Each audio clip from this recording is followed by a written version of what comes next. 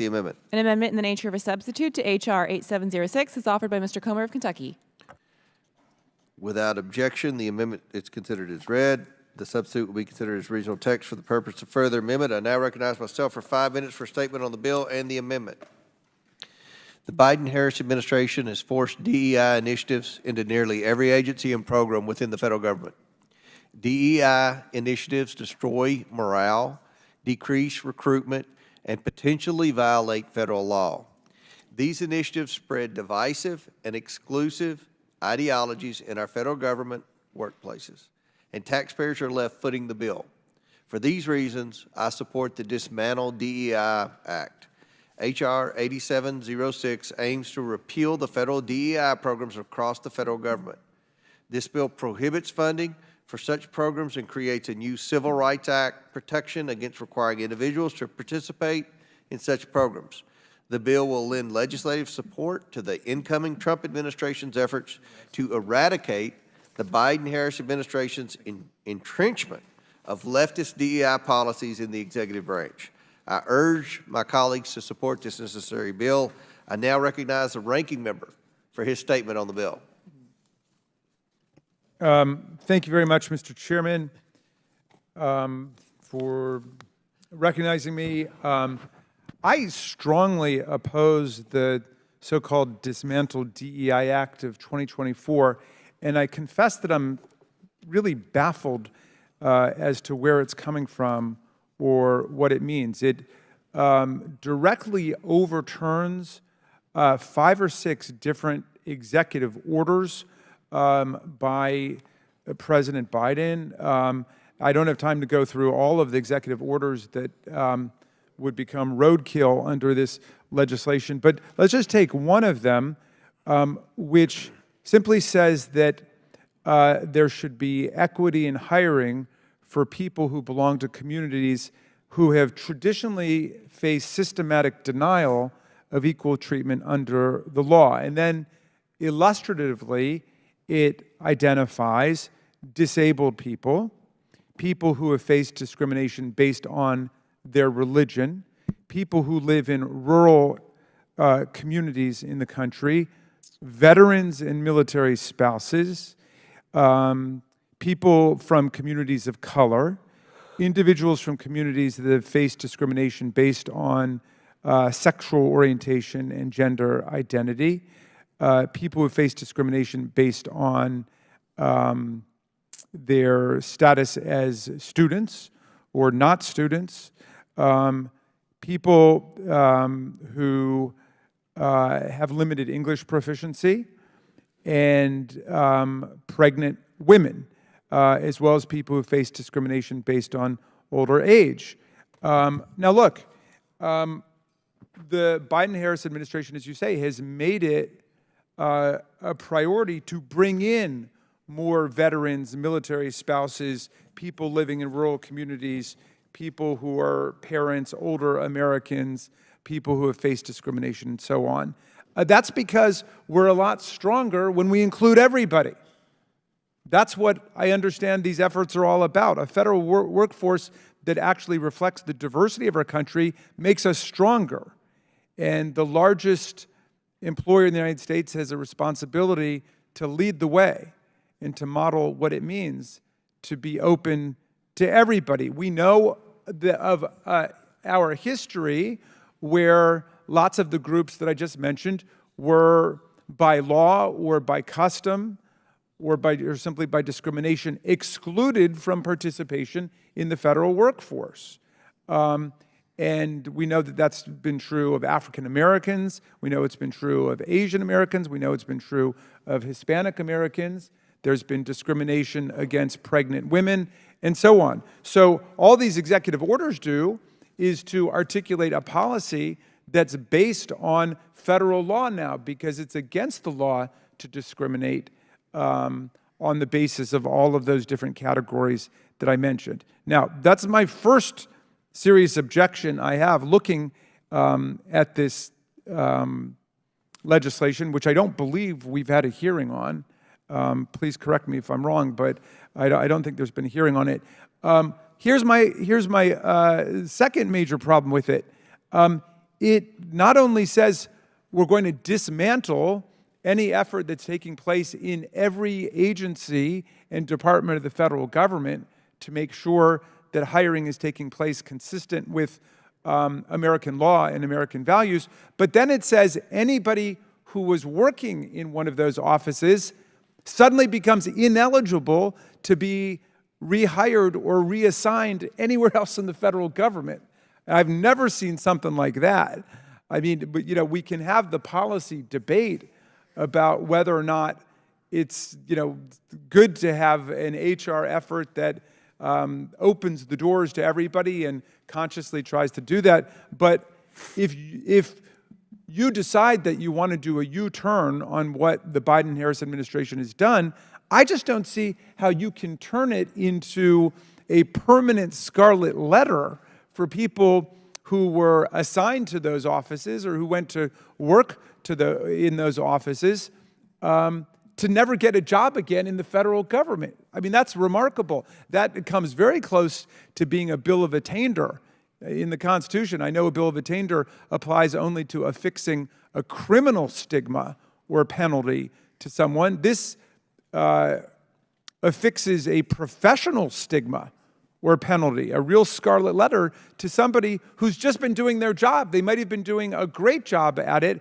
but suddenly we're declaring them a pariah, someone who is in exile from the federal workforce that they may have given 5, 10, 15, 18, 20 years to. That just makes no sense, and I would love to have somebody explain the logic of doing that.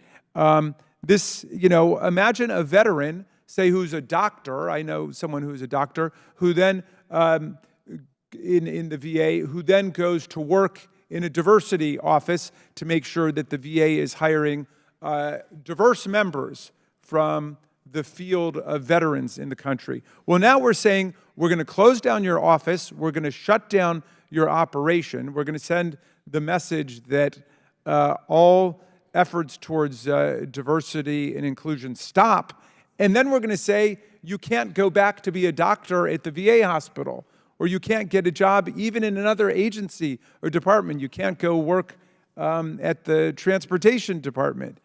You can't go work at HHS. And that, to me, reflects the sloppiness and the recklessness of this legislation, which is an attempt to take an absolute sledgehammer to efforts across the entire federal government to promote what I think is an essential American value, which is making sure that the federal government itself be open to people from every walk of life and every American community. And with that, I will yield back to you, Mr. Chairman.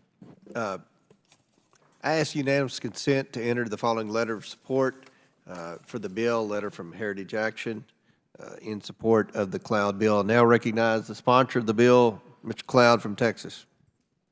Thank you, Mr. Chairman. Diversity, equity, and inclusion are three words that don't necessarily mean what we think they mean. And in spite of the altruistic motives of some of the purveyors of it, diversity, equity, inclusion, as it's been initiated in our federal government as an ideology, seeks to categorize individuals based on their immutable characteristics. It is a rejection of the principles that people should be judged on the content of their character and their individual achievement rather than their sex, race, national origin, or ethnicity. DEI is a huge step backwards for our country. It has taken generations, not to mention a civil war, a civil rights movement, to move past a stain on our nation's history. But we have made tremendous progress. But to codify discrimination in an effort to remove discrimination is a woeful initiative and would undo generations of progress we have made as a nation on this. Every tear, every drop of blood, the sweat of our founders, our forefathers that have fallen would be in vain for us to continue and to reverse the path that we have. True justice is blind. It should not consider race or sex. And it's the duty of us as lawmakers to write just laws, and it's the duty of the executive branch to be just in administering them without deference to race, creed, religion. Yet the Biden administration has pushed through DEI initiatives into every policy and government department. What this bill seeks to do is really three things. It seeks to close the DEI offices that have been set up in virtually every single agency. And as well, this federal government has pushed these policies and sort of force-fed them on the American population by requiring that anyone who does business with the federal government, contractors, also have to adhere to these DEI policies, as well as the grant writing process. So this would write what may be a well-intended policy, but has done great harm to our country. It's been very divisive. A new report from Do No Harm counted 500 DEI actions that the Biden administration took place or planned to take. DEI ideology simply does not work and only serves to divide our country. DEI ideology also results in absurd government-funded programs and has been a complete waste of taxpayer dollars and is dangerous, as sometimes people who do not have the competencies to carry out the job are placed in jobs for DEI reasons. It is time for us to unwind this bureaucratic initiative and to restore a functioning government that does not give preference to race, sex, or any of these characteristics. Thank you, Chairman. Would the gentleman yield for And a I yield question? back. Would the author yield for one question?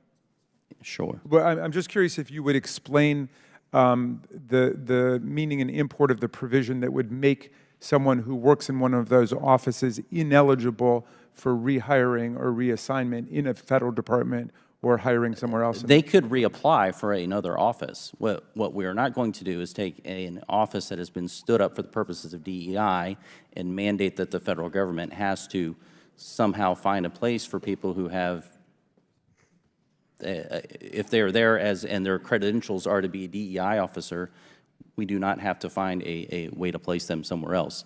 These were initiatives that were placed by the federal government and, or by the executive actions of the president, and they need to be pushed back on.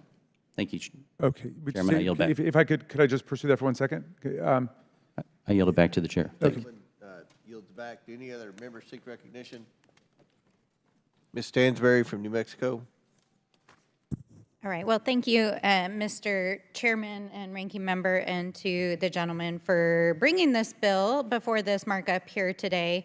I will have an amendment on the bill later on in the debate, but, you know, as I say often in this committee, I'm a former federal employee. I used to work at OMB. One of OMB's jobs is to help manage the federal workforce. They work very closely with OPM, and we deal a lot with, you know, the regulations and the legal system around federal employment.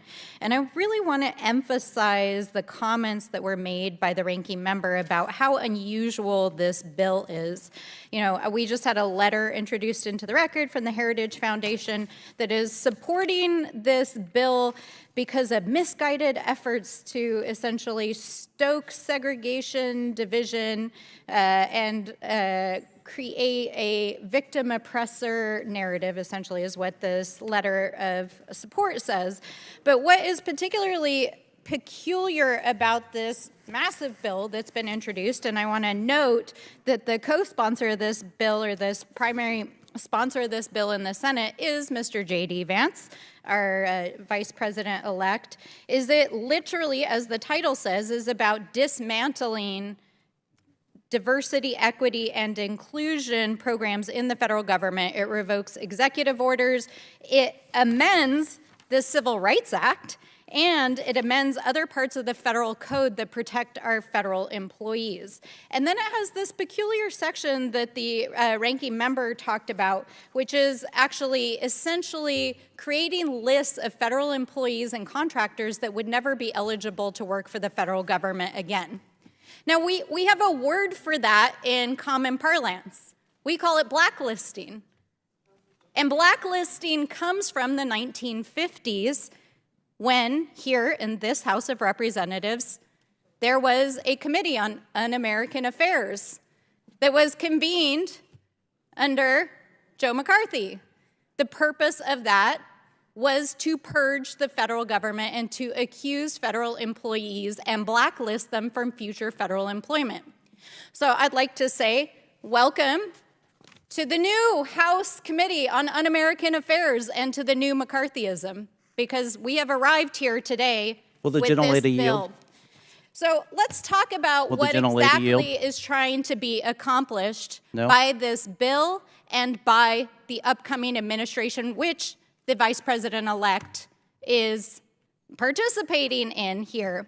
Now, okay, let's take the argument to its logical extension that this is really about making sure that we have qualified individuals inside the federal government. So my question is then, why is the president-elect choosing absolutely unqualified cabinet secretaries to be at the head of every single agencies? We've got now a worldwide wrestling executive who's going to run education. We've got a sexual predator who was about to have a bipartisan report released by the House of Representatives to be our AG. We've got a Fox News commentator who's going to run the military for us.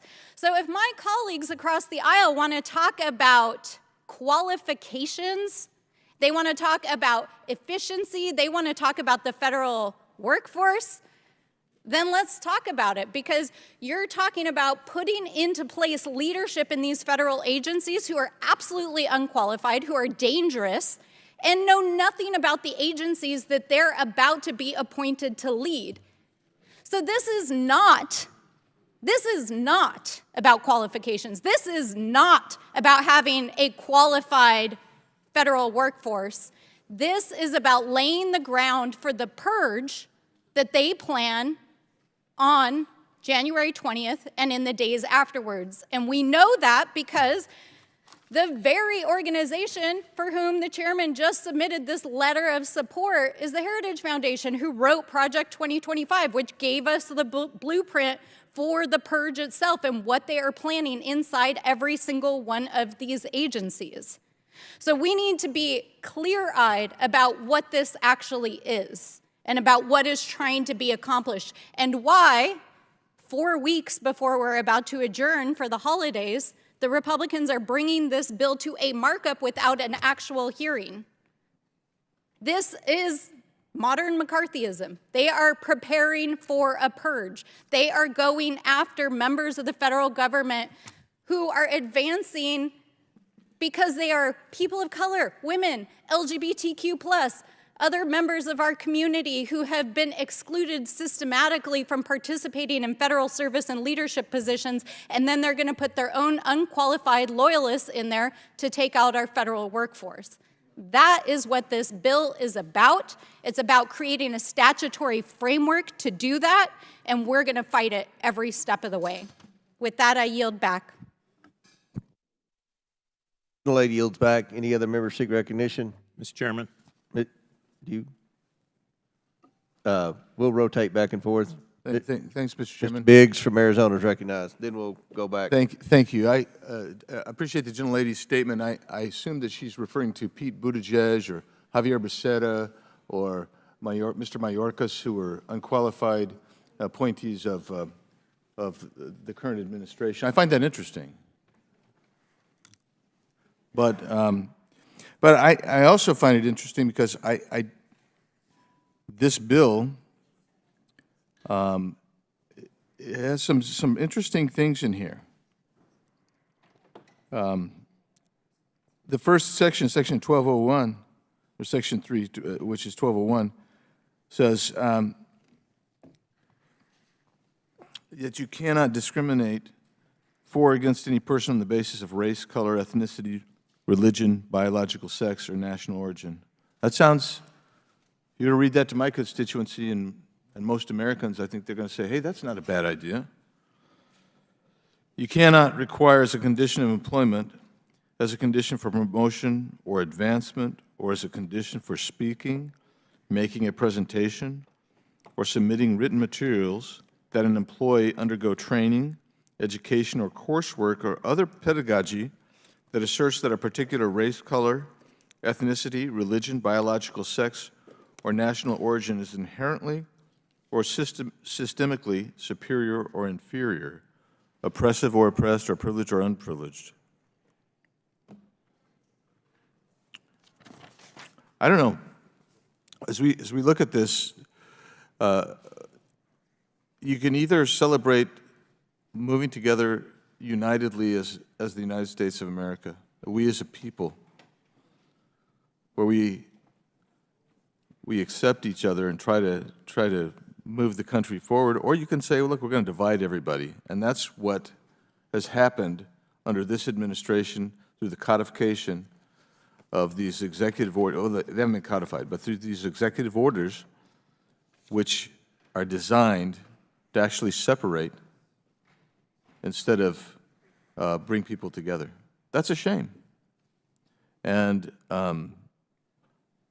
I respect that we have differences across the aisle on this issue, but I hope that one day we really will be a united country, united, and I think this bill is trying to make the point that systemically established these executive orders have done the exact opposite than that. So with that, Mr. Chairman, I'll yield to the gentleman from Texas if he needs the time.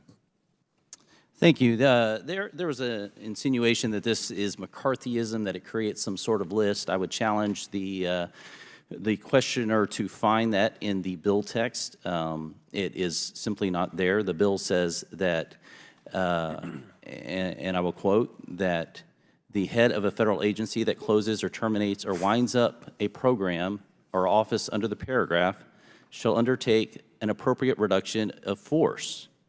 So if we have stood up an agency for the purposes of DEI, that we will reduce that force load on our federal government for the same amount that it was at. It went on to say it may not transfer, reassign, redesignate any employer or contractor with a position or function that is eliminated. It does not prohibit anyone from reapplying for an office or using their background in another, their experience in another initiative or area of expertise in our federal government. It does not create a list of that employee or ban them from ever participating in government. It just says if we have created an agency for the purposes of DEI, we are going to reduce that office and not have it be a burden on the American people. If we hired people for the purpose of something that we are not going to be doing anymore, the public service, as we all know in our offices, is not a right. It is a privilege, and if there's a need for that office, then great, but being employed for the purposes of something doesn't automatically guarantee you continued employment in our federal government unless you're meeting a need that provides an ROI to the taxpayer, which this does not. Gentleman yields back. Who else seeks recognition? Mr. Garcia? Or Mfume? Yeah. Okay, Mfume. Thank you very much, Mr. Chairman. I'm going to stand in strong opposition to this, and I look forward to the larger debate both in the committee and certainly on the floor. I just think it's a bad way to go about trying to solve a problem. And, you know, when I look at this, I have to look through the lens of history in terms of how we got here. And so for me, historically, this really all found its weight in trying to deal with a very real American problem of discrimination and servitude. For me, this was about a race of people who had suffered, endured, and survived 2 centuries of slavery, oppression, deprivation, degradation, denial, and disprivilege. And so the culmination of the act of Congress on July 2nd, 1964, with President Johnson, was to put in place, once and for all, the gateway to that opportunity. And so that has put us on a course of evolution, This initially was about Black Americans.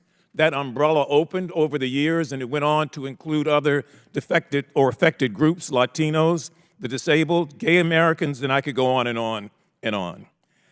If this is all about President Biden's executive order, then I would strongly suggest that it ought to be a executive order that countermands that goes against it, if that's the goal you're trying to get to.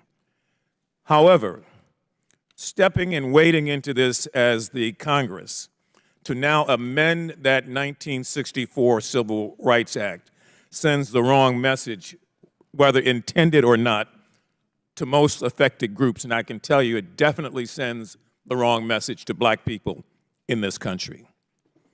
I don't think that this is going to cure a situation that, quite frankly, has yet to be proven to me that it exists.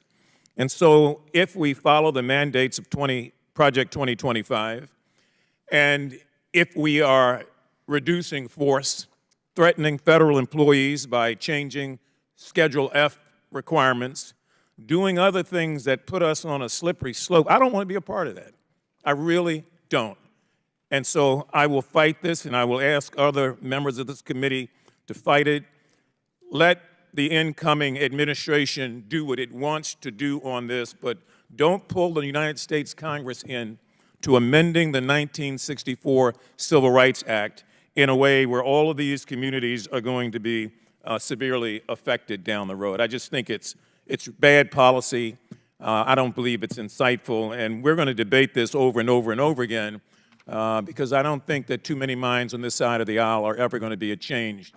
There are too many people who are the great-grandchildren and great-great-grandchildren of a system that worked against them to now see this effort, and I'm not impugning the gentleman's integrity by any means. I just think that this is the wrong way to go about doing it. I stand opposed, and I yield back. With the gentleman yield. Yes. Thank you, Mr. Mfume, and thank you for your eloquent statement of purpose, which I think describes how we all feel on the Oversight Committee. This is a very sweeping attack on the progress that we've been making as a country to leave behind the legacy of racism and sexism, discrimination against veterans, discrimination against the disabled, discrimination against pregnant women, and so on.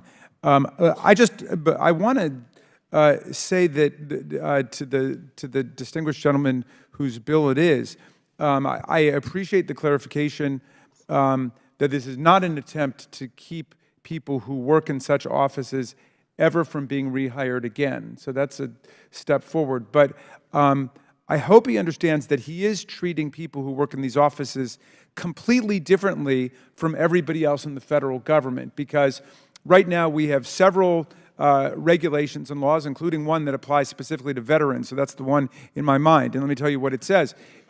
If a veteran's working for the federal government and the office closes that the person is in, then they have the ability to be reassigned to another office if they're qualified for the job, and if obviously the job has got to be legal. You're making jobs like that exist in a DEI office illegal now. So, but if there's another lawful position open, these people would not be able to be reassigned to them or be put into them simply because they had worked on diversity before. And that strikes me as a very radical statement, and I don't know anything like it in the civil service or the personnel law. And thank you for yielding, Mr. Mfume. Thank you. And reclaiming my time, Mr. Chairman, I've got 3 unanimous consent requests for submission into the record. An official statement from the American Federation of Government Employees, of the AFL-CIO, an official statement from Mark Morial, the President and CEO of the nation's National Urban League,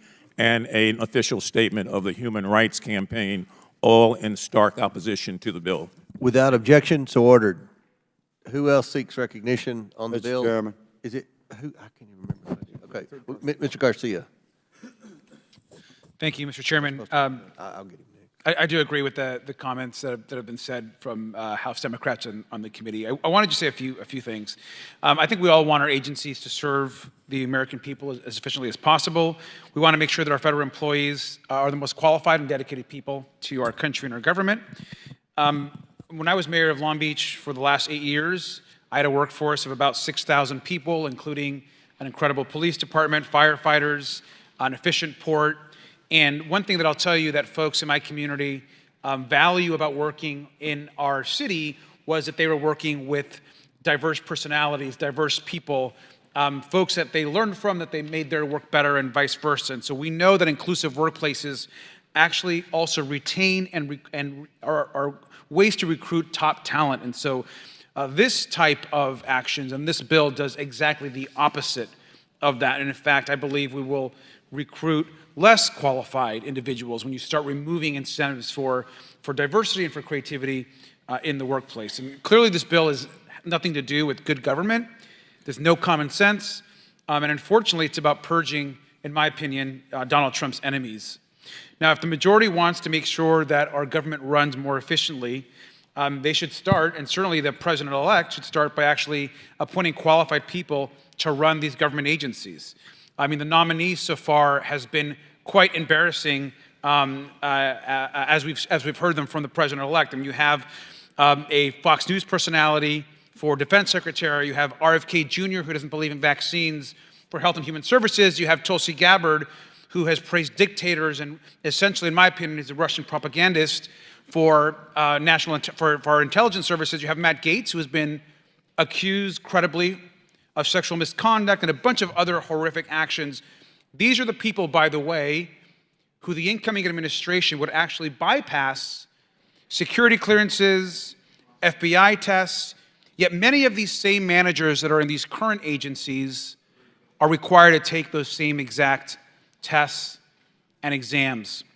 And so I think this is incredibly hypocritical when there are same members of this committee who are praising those agency heads that are going to be coming in who have had little scrutiny, and yet they want to remove important programs around diversity, around supporting all people, around uplifting equality within our government. So I strongly oppose this bill. I think this is moving us completely backwards and quite frankly violates a lot of the progress that we've made in the civil rights era. And so with that, Mr. Chairman and our ranking member, I yield back. Chair now recognizes Mr. Higgins from Louisiana. Thank you, Mr. Chairman. To my colleagues on both sides of the aisle, I'm an original co-sponsor of this bill, and I've noted some of the comments here, and I believe we should take a step back and ask ourselves, you know, what do we seek in our republic regarding individual rights, liberties, and freedoms? I mean, do you believe in those core tenets of our republic or not? We have an opportunity before us with this bill to push back against it. The ranking member mentioned a sweeping attack. Yes, this is what we have suffered. We have suffered as a nation a sweeping attack against equality. That's exactly what we're fighting against. Another colleague mentioned oppression and degradation. It's exactly what we're pushing back against. This is a bill that eliminates government-sponsored oppression of individual rights, liberties, and freedoms in the land of the free. Freedom of opportunity, not result. And reflecting upon the gentleman's comments of our former colleague, former Representative Gaetz, he's not here to defend himself. So let me speak on his behalf for all Americans accused of any crime at any level. I refer you again to our Constitution. Every American has the right to be recognized as innocent until proven guilty. Representative Gaetz has certainly demonstrated that he is a brilliant litigator. He's represented the interests of his district and his own principles will sometimes vary from mine. He and I have very different opinions about some things. He's a highly qualified and brilliant man. And to attack him with accusations by name in this committee is wrong. The man's not here to defend himself. So I support the bill, Mr. Chairman.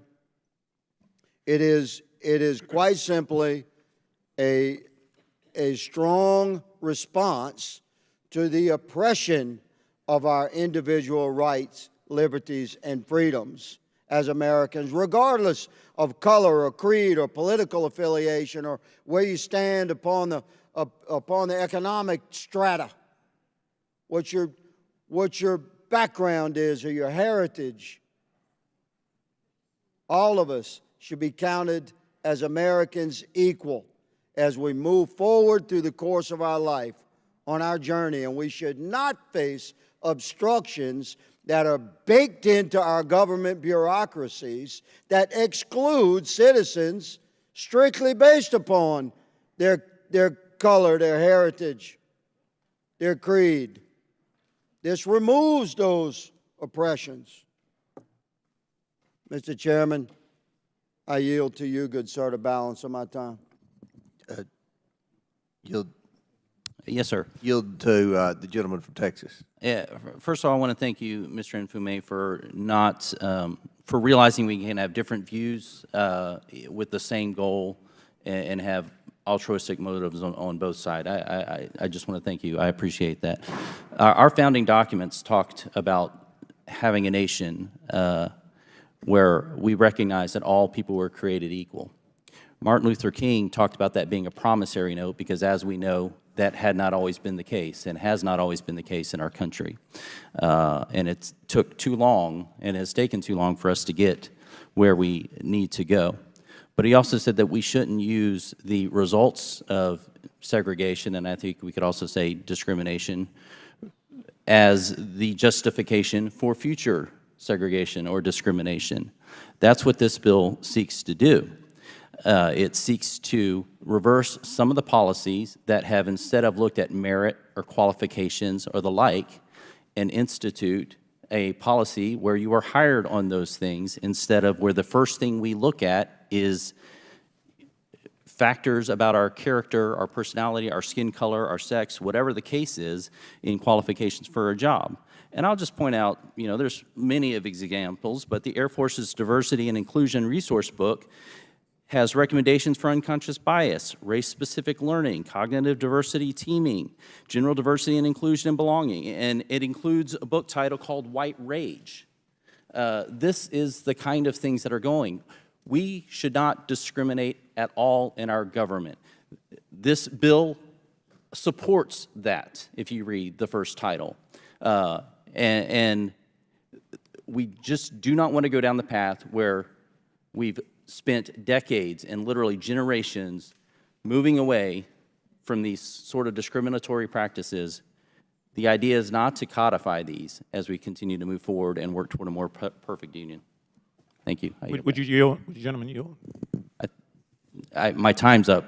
It's not my time either, but it's up to the chair. I'd be happy to. Yeah, if you do, you want to yield? Yeah, go ahead. Sure. Yes, sir. Would the gentleman agree that what this bill does, in essence, is to come up with a new definition for discrimination? I do not agree. Well, then if we use the old definition, the bill is way out of line, in my opinion. And the notion about government-sponsored oppression, which my colleague from Louisiana talked about, for me, government-sponsored oppression was the black codes. For my parents, the Dred Scott decision, the Runaway Slave Act. I mean, that's going hardcore to when the government is actually sponsoring oppression. But if we're talking about doing away with diversification initiatives, this is an axe. This is not a knife. It's not pinpoint. It's an axe, just to do away with everything under this new discrimination, which leaves a lot of people unprotected, a lot of people out of work, government employees and private sector employees to some extent. But most of all, it doesn't solve the problem. It doesn't deal with the real problem of discrimination, racism, and the things that we have come to abhor and say and pledge that we're all against.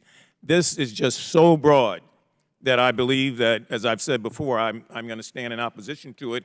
And I can only talk about this from my perspective as a black man living in America. And I'm telling you, it's the wrong thing and the wrong way to do it.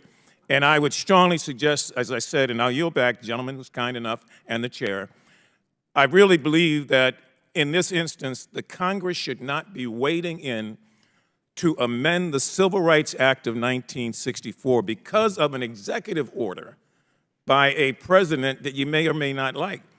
That ought to be undone, I think, by another executive order if you're going to do it that way. But to do this, I just can't support. I yield back.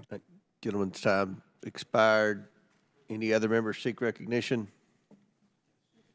Ms. Lee? Yeah, Ms. Lee, you're recognized. Thank you.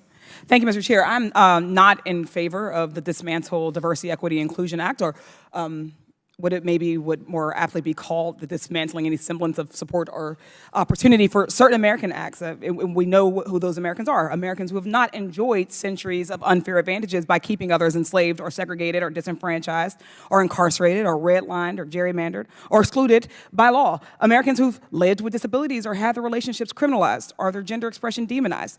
If we're being honest here, this bill, which will wipe out every diversity, equity, and inclusion program in our federal agencies, plus those who contract with us, plus those who receive grant money, plus our schools, is nothing new. This is just the final piece of a decades-long obsession with targeting and dismantling anything that might give marginalized people a fair shot, including DEI programs, which honestly started the second the Civil Rights Act passed. Policies like affirmative action and diversity, equity, inclusion are the closest things we've had to the mythical bootstraps that some of my colleagues insist historically and currently harmed communities need to pick themselves up by.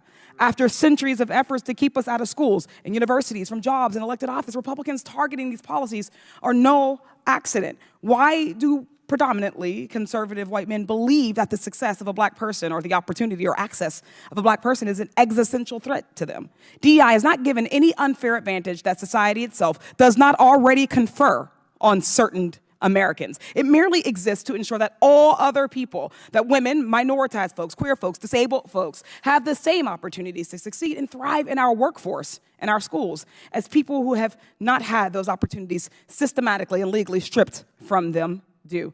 Is our country not greater when all of us have opportunities to succeed and contribute and survive? Our success and our survival as a nation is bound together. Diversity, equity, and inclusion programs only exist to band-aid over decades, hell, centuries of discrimination against people's skin color, their religion, disabilities, gender, or sexual orientations, you name it. Contrary to Republican conjecture, remedying past discrimination is not, in turn, a discrimination. And we're not going to sit here and pretend racism is over just because one black person on the Supreme Court agreed that it should be. What DEI does not do is give some kind of magical pass to better jobs, like some of our colleagues are implying.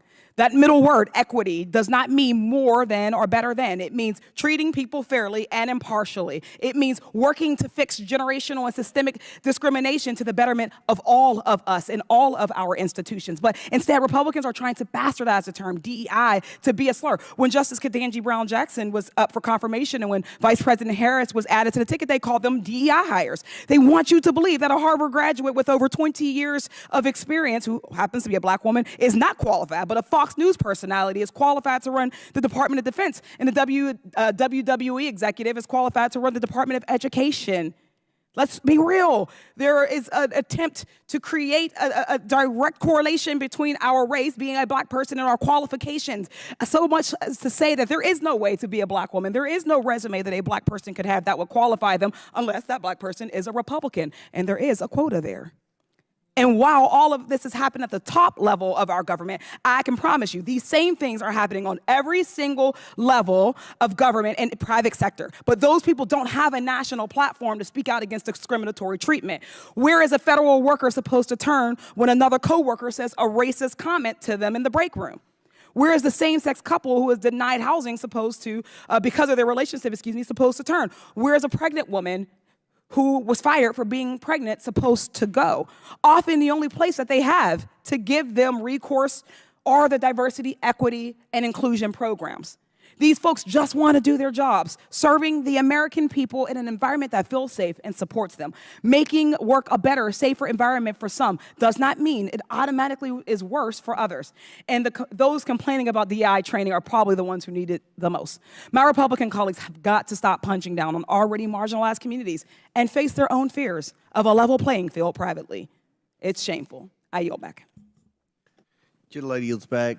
Any other members seek recognition? Mr. Burleson from Missouri. Thank you, Mr. Chairman.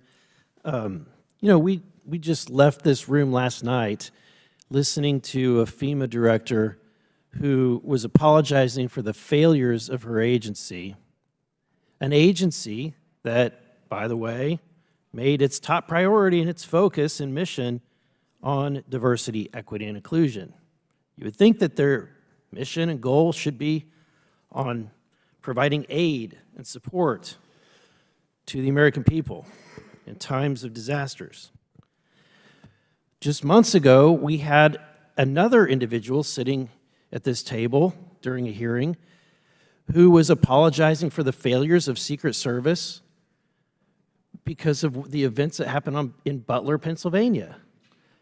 A same agency who made it their #1 priority not to protect key individuals. It's not their #1 priority. The #1 priority is diversity, equity, and inclusion. And look, I think that what's happened here, and what I think that we may not understand, is I think we perceive DEI as a shift from the Civil Rights Act and into, instead of discussing equality of opportunity, we're now focused on the equality of outcome. And it's only common sense, it's only logical that you cannot dictate an equality of outcome unless you eliminate the equality of opportunity. This agency has done that. In my opinion, they have moved on from the Civil Rights Act and moved on towards this equality of outcome, which, in my opinion, is shoehorning some form of Marxism into what is a noble cause, which is to try to root out and eliminate discrimination in the workplace. And so that's the motivation behind this, and that's why I'll be supporting it. Gentleman yield. Does the gentleman yield? Someone asked if you. Does the gentleman okay, yield? Ms. Stansberry asked. Okay, no. Gentleman's time's expired. Any other members seek recognition? Yes, Ms. Presley from Massachusetts. Thank you. This bill titled the Dismantling DEI Act is an utter disgrace. Having sat and read the text in preparation for today's markup, I have yet another example to tell my constituents about the unserious work of the Republican Party. Now, I'll work with anyone serious about progress who wants to center the people who call this country home. This isn't it. The Committee on Oversight has the broadest jurisdiction in the entire House of Representatives to investigate any topic it chooses, but we are debating legislation that denies the sky is blue, water is wet, and racism is real.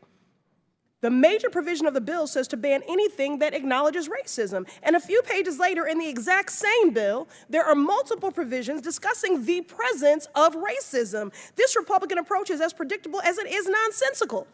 On one hand, they're saying that racism does not exist. On the other hand, they are saying there is rampant reverse racism. Well, how do you reverse something that never existed in the first place? Riddle me that. While this Republican policy may have a new name, it's the same old tired game. Look, y'all are entitled to your opinions, but not a denial of the facts. Do you all know your history? Do you know American history? The original Constitution counted enslaved individuals as 3/5 of a person. During World War II, the federal government forcibly relocated and incarcerated 110,000 Japanese Americans. The FHA practiced redlining in the 1930s and 60s to deny mortgages to Black Americans, which is why we have a racial wealth gap today. I could go on. The GI Bill. which is supposed to be race neutral, denied access to Black Americans, denying them equal access to education and housing benefits, which is why we do not have generational wealth. Don't talk to me about merit when those Black servicemen fought for our freedoms. And I'd also just like to take a personal note of privilege to say, please keep Dr. Martin Luther King Jr.'s name out of your mouths. Yes. Your perversion of his words and his mission when his children have asked you to stop invoking his name and perverting his work when he was a proud and unapologetic Black man fighting for equality for Black Americans and all marginalized people. So you all are entitled to your opinions, but not a denial of the facts. But I'm not surprised that you would deny American history. What I am, though, is committed. Committed to speaking truth to power, committed to standing up for marginalized communities and vulnerable people, committed to ensuring that everyone has equal opportunity to buy a house, to work a job, to pursue higher education, and to live in a society that is fair and just. A colleague across the aisle invoked the phrase of, we must do everything to stop government-sponsored oppression. Well, I've just enumerated numerous examples, which is exactly why we have legislation and an executive order to reverse this harm. And that is why I'm committed to opposing this bill and urge my colleagues to do the same. Gentlelady yields back. We'll go back. We'll rotate sides. Chair recognizes Mr. Perry from Pennsylvania, then we'll recognize Talib after that. Thank you, Mr. Chairman. I yield my time, such time as he may consume, to the gentleman from Louisiana, Mr. Higgins. I thank my colleague, and I appreciate my Democrat colleague for exemplifying exactly the kind of oppression of freedoms that we're referencing. How about we'll quote whoever we want to quote? How about that's my First Amendment right? That's exactly the kind of baked-in oppression. Like, how dare a white Republican quote Martin Luther King? We actually had a congressman say that just now in this committee. Well, and thank you, good lady, for once again exemplifying the type of oppression that we stand against. You know I'm right. You know I'm right. Order, order. Mr. Higgins has the floor. And we will quote who we please to quote. A disgrace. And we will continue to speak freely because now I'm a veteran. That's the country that I serve. That's the Constitution I swore an allegiance to. And that oath has no expiration date. I will fight for it with my last life's blood. For my right to speak freely and yours, good lady. You will never hear me saying, how dare you quote anybody you please to quote. And that exemplifies, America, precisely the type of institutional oppression that my colleague, Mr. Cloud's bill, for which I'm an original co-sponsor, hopes to push back against. But Mr. Higgins, have you read your own bill? Have you read your own own bill? Because it is trying to regulate speech. It is actually Ms. Stansberry, you're out of speech. order. Ms. Stansberry, you're out of order. It's Mr. Perry's time. Chair recognizes Mr. Perry. Thank you, Mr. Chairman. I yield the balance of the time to the gentleman from Texas, Mr. Cloud. Mr. Cloud. Thank you, Mr. Perry. I'll just say, I think this is what makes progress hard on this front. The idea that we can't have a conversation on government policies that have been put in place. My intent, in my opening remarks, I acknowledged many of the things that have been talked about, the stain on our nation's history, that we have in some ways moved past, but there will continue to be work to be done. It's sad and sickening that in a fallen world, in a nation as diverse as ours, and we are one of the most diverse nations in the world, there still remain people who cling to old, racist, ignorant ideologies. My concern is that the way this has been implemented into many of the agencies in our federal government, this has been listed as the #1 agenda in agencies that are supposed to be doing other things. Yesterday, Mr. Burleson mentioned FEMA. And one of the things is they're trying to weigh someone's religion and how they give out aid. That's crazy. That kind of stuff shouldn't be happening in the United States of America. There's research that's gone into this. Journalist and researcher Jesse Singal wrote in the New York Times that there's very little evidence that many of the initiatives work. The specific type of diversity training that is currently in vogue, mandatory training that blames dominant groups for DEI problems, may well have a net negative effect on the outcome managers claim to care about. Forbes senior editor Jenna McGregor wrote, compulsory diversity training aimed at people's biases or preventing discrimination behavior appears to actually do more harm than good. I did not benign the intents or the motivations in these policies, but what we are finding and what businesses are finding now, a number of them have implemented these policies and realizing they're not working. They're not accomplishing the desired ends for us to continue to move toward a more perfect union. And that's why we're seeing a retraction from them. My concern is getting our federal government to a place where race and sexism and all these things are not the first thing we look at in our hiring, in our grant writing, in our contracting. I think it would make us a better country. All right, gentlemen, time's expired. Chair now recognizes Ms. Tlaib from Michigan. Thank you so much, Mr. Chairman. You know, I sometimes remind people I grew up in the most beautiful, blackest city in the country, the city of Detroit, because I need you to understand sometimes your lens becomes different when you're in a community just embodied with the constant, I think, struggle of not really, because you will never truly understand what it means to be black in America. Never. You have to acknowledge that. If you don't, I don't think we'll ever be able to pass. You have to know. I believe it in my heart that you do. And, you know, this black pastor told me, you know, I'm sitting in the pew, of course I'm sticking out, and Pastor Bland Jr. looks at me in the audience, and I just felt like he was just looking at me, but, you know, if you're a good pastor and you know what you're doing, you always think he's just talking to you.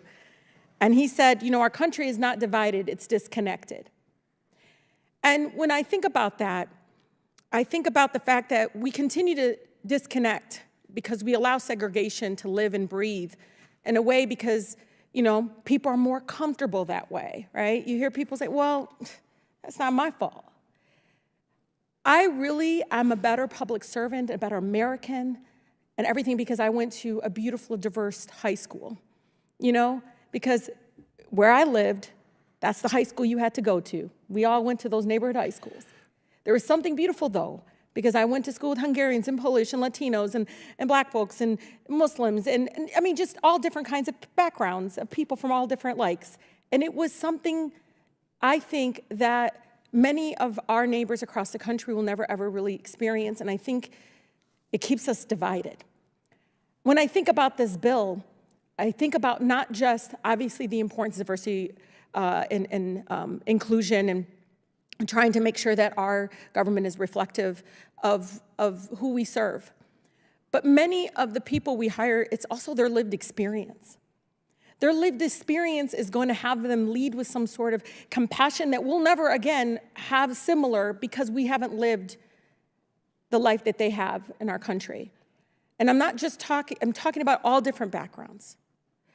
And I just feel like we're in here talking about this in a way that I feel like is just going to continue to divide us. And the acknowledgement that everything's okay. There's no way you haven't been in spaces where you hear it. In the Michigan legislature, Chairman Comer, a man, you know, was a minority witness in the Michigan House and used the N-word in such a derogatory word.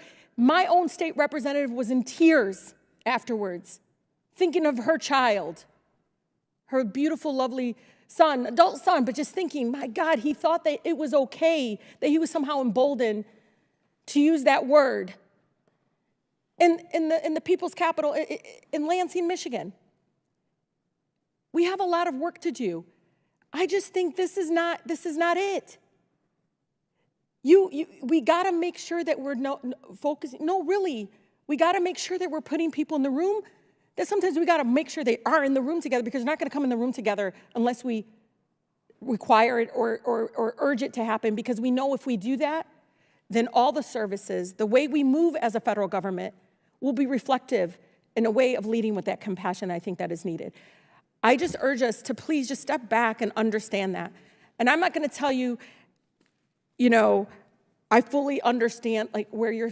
I just know that there's no way you don't know that racism is very clear in these spaces, especially here in an institution that wasn't ready for someone like me. And sure the heck sometimes isn't even ready for the American people, our own neighbors across our country, that will have to be inflicted in coming to get whatever services. God, it's something beautiful if they can look at somebody that is reflective of them and understand their lived experience. And I think we're getting farther away from that. And I know you don't see it, but I'm an attorney. I read this. You're going to allow these protections to fall apart when you do this kind of legislation. You will. It'll allow these protections to fall apart because you're going to allow people to get fired solely because you're dismantling, again, a policy and a process of creating a culture, again, that's reflective of our country. With that, I yield back, Mr. Chairman. I yields back. Any other members seek recognition? Which one do you want, Crockett or Moskowitz? Frost. I'm going by Mr. Raskin. Moskowitz. So, recognized. So I really have a question for the sponsor.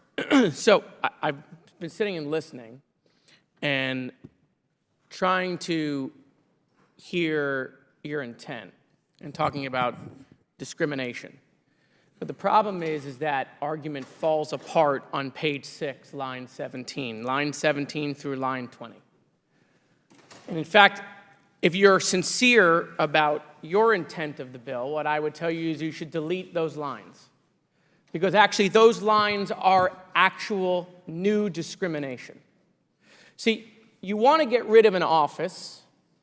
We may disagree with it, but you can get rid of an office. You want to change policy. We may disagree with the policy you want to change, but here actually in those lines, you are creating second-class federal employees. You're creating new discrimination. May not transfer, discrimination. May not reassign, discrimination. May not redesignate any employee, discrimination. Those are protections that every other federal employee in every other office in the federal government gets. It's a right and a privilege that they get. But you're going to remove that from these people, not an office. Fine, I disagree with it, but it's an office. Not a policy. Fine, we disagree with it, it's a policy. This is people now. Now you're going to the people. You're saying, because you worked in an office that we don't think should exist, because you worked there, we're going to remove protections that every other federal employee gets, but not you, because we disagree with the office you worked in. That is straight up discrimination. And so listen, if you're serious about wanting to change the office and the policy, you should remove those lines, because the entire argument falls apart when you want to treat the people who work there completely different than anybody else. And I'm happy to yield the rest of my time to the ranking member. Thank you so much, Mr. Moskowitz, and thanks for that powerful statement. That was the thing that jumped out at me when I first read this. This wasn't just a change in programmatic direction. It was an attempt to strip federal workers who were doing nothing other than their job, as it was defined to them and described to them, of essential civil service protections that occur to everybody.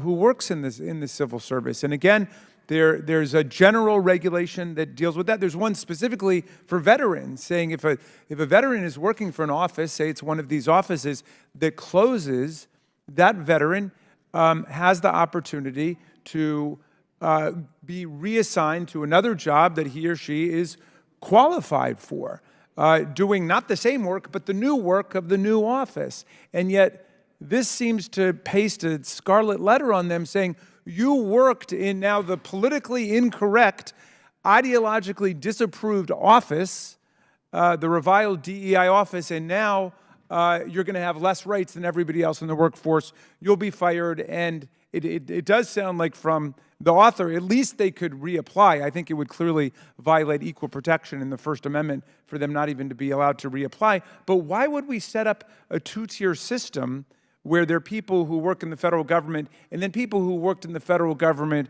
for DEI? And it does, I think, cast a pall over the whole legislation, which obviously is touching, a lot of nerves. And, Mr. Cloud, I respect, the spirit with which you offer this legislation, and I respect the fact that you are not in denial of what so many of our members want to point out, which is that our history is one that begins, of course, with slavery and the denial of rights of African Americans. In the Dred Scott decision, Chief Justice Taney, unfortunately of Maryland, said that the African American has no rights that the white man is bound to respect.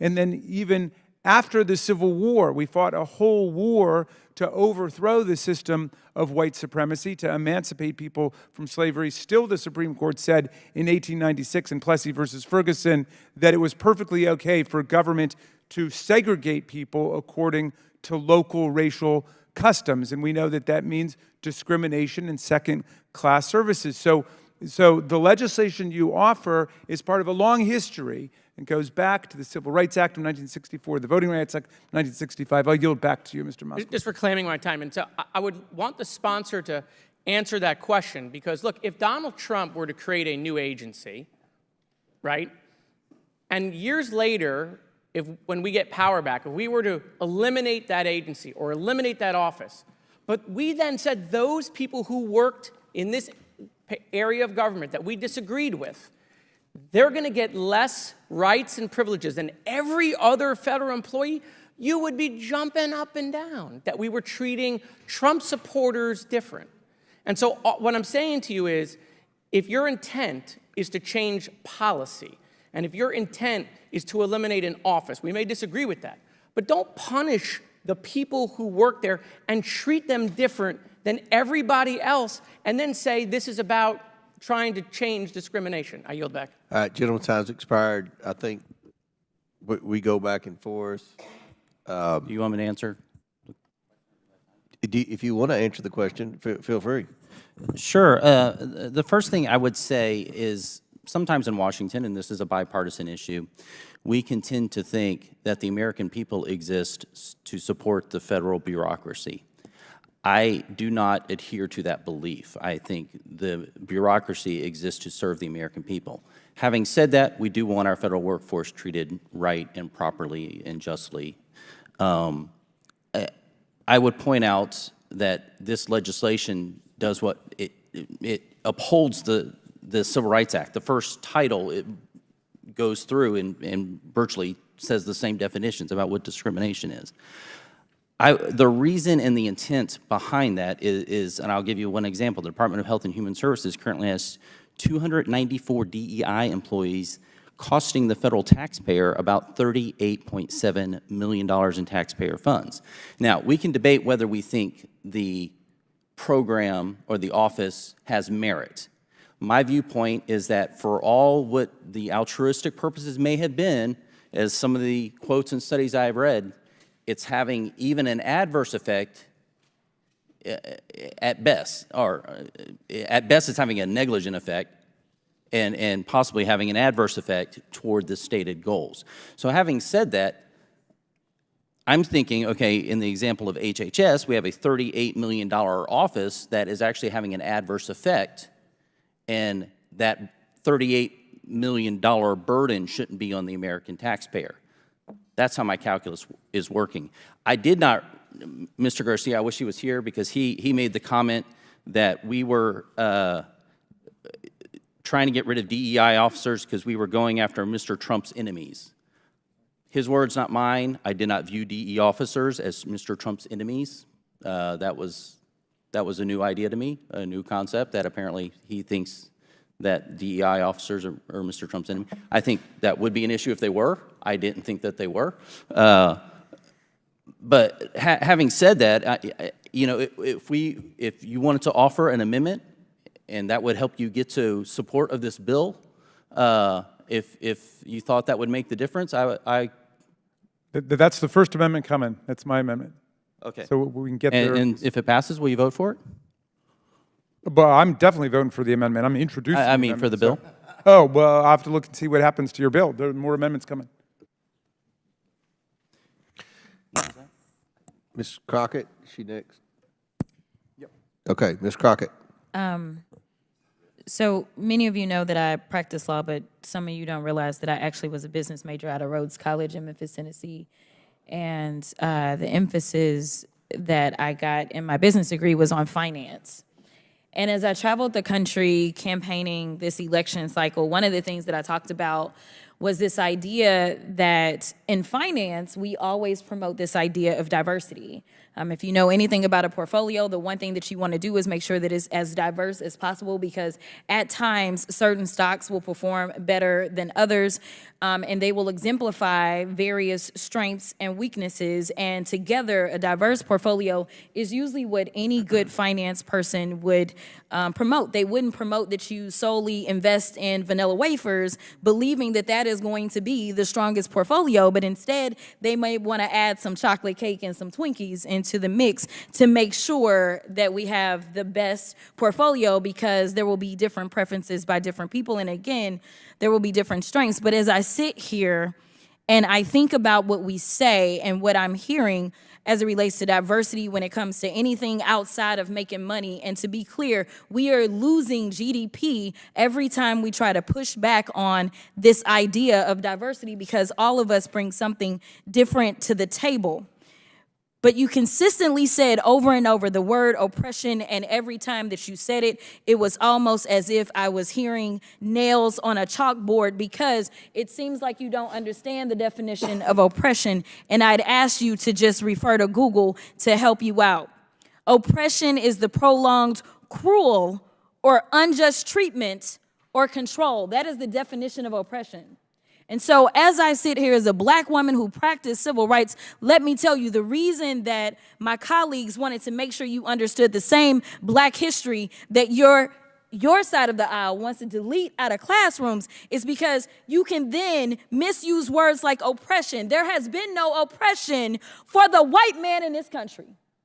You tell me which white men were dragged out of their homes. You tell me which one of them got dragged all the way across an ocean and told that you are going to go and work. We are going to steal your wives. We are going to rape your wives. That didn't happen. That is oppression. We didn't ask to be here. We're not the same migrants that y'all constantly come up against. We didn't run away from home. We were stolen. So yeah, we are going to sit here and be offended when you want to sit here and act like, and don't let it escape you that it is white men on this side of the aisle telling us, people of color on this side of the aisle, that y'all are the ones being oppressed, that y'all are the ones that are being harmed. That's not the definition of oppression. You tell me the prolonged, cruel, or unjust treatment that you've had, and we can have a conversation. You could start with Exodus. The final thing that I will say on this particular issue, two things. There is an article from The Guardian, and it is a little old. It's from 2021, so I apologize. But it said that back then, just 3 years ago, white men represent 30% of the population, but 62% of office holders. These are the issues that we are constantly looking at and recognizing and trying to say, is this just? I can't even tell you how many white men have served in this chamber, but I can tell you that I am only the 55th black woman to be elected to Congress. And so when you want to talk about history and pretend as if it was so long ago, it wasn't. Because again, I am just number 55. Finally, when we start to talk about what do these numbers do as we're trying to say that diversity, equity, and inclusion is the problem, the reality is that when it comes to financial performance, companies with more diverse workforces are more likely to outperform their competitors. Companies in the top quartile for racial diversity are 35% more likely to outperform their peers on profitability. Companies with diverse executive teams are 25% more likely to generate greater profits. Diverse companies earn 2.5 times higher cash flow per employee. Diversity works. And until you can show me data that says otherwise, I think that we need to go back to being a country that listens to experts and gets out of our feelings and recognizes, again, that racism is real in this country. And until we stop pretending that it's not, we will not solve the problems that we are consistently facing. And that will bring real unity that we seek when we're looking for a more perfect union. Does any other member seek recognition? Seeing not, or do you okay. Seeing not, what are we doing? For what purpose does the ranking member seek recognition? I have an amendment at the desk, Mr. Chairman. Reserve a point of order. State your point. I'll reserve a point of order. Oh, okay, yes. The clerk will distribute the amendment to all members. The committee will suspend while we distribute the amendment.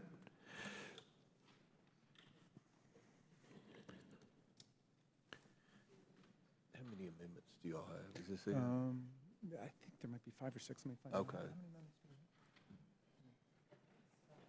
Like 5.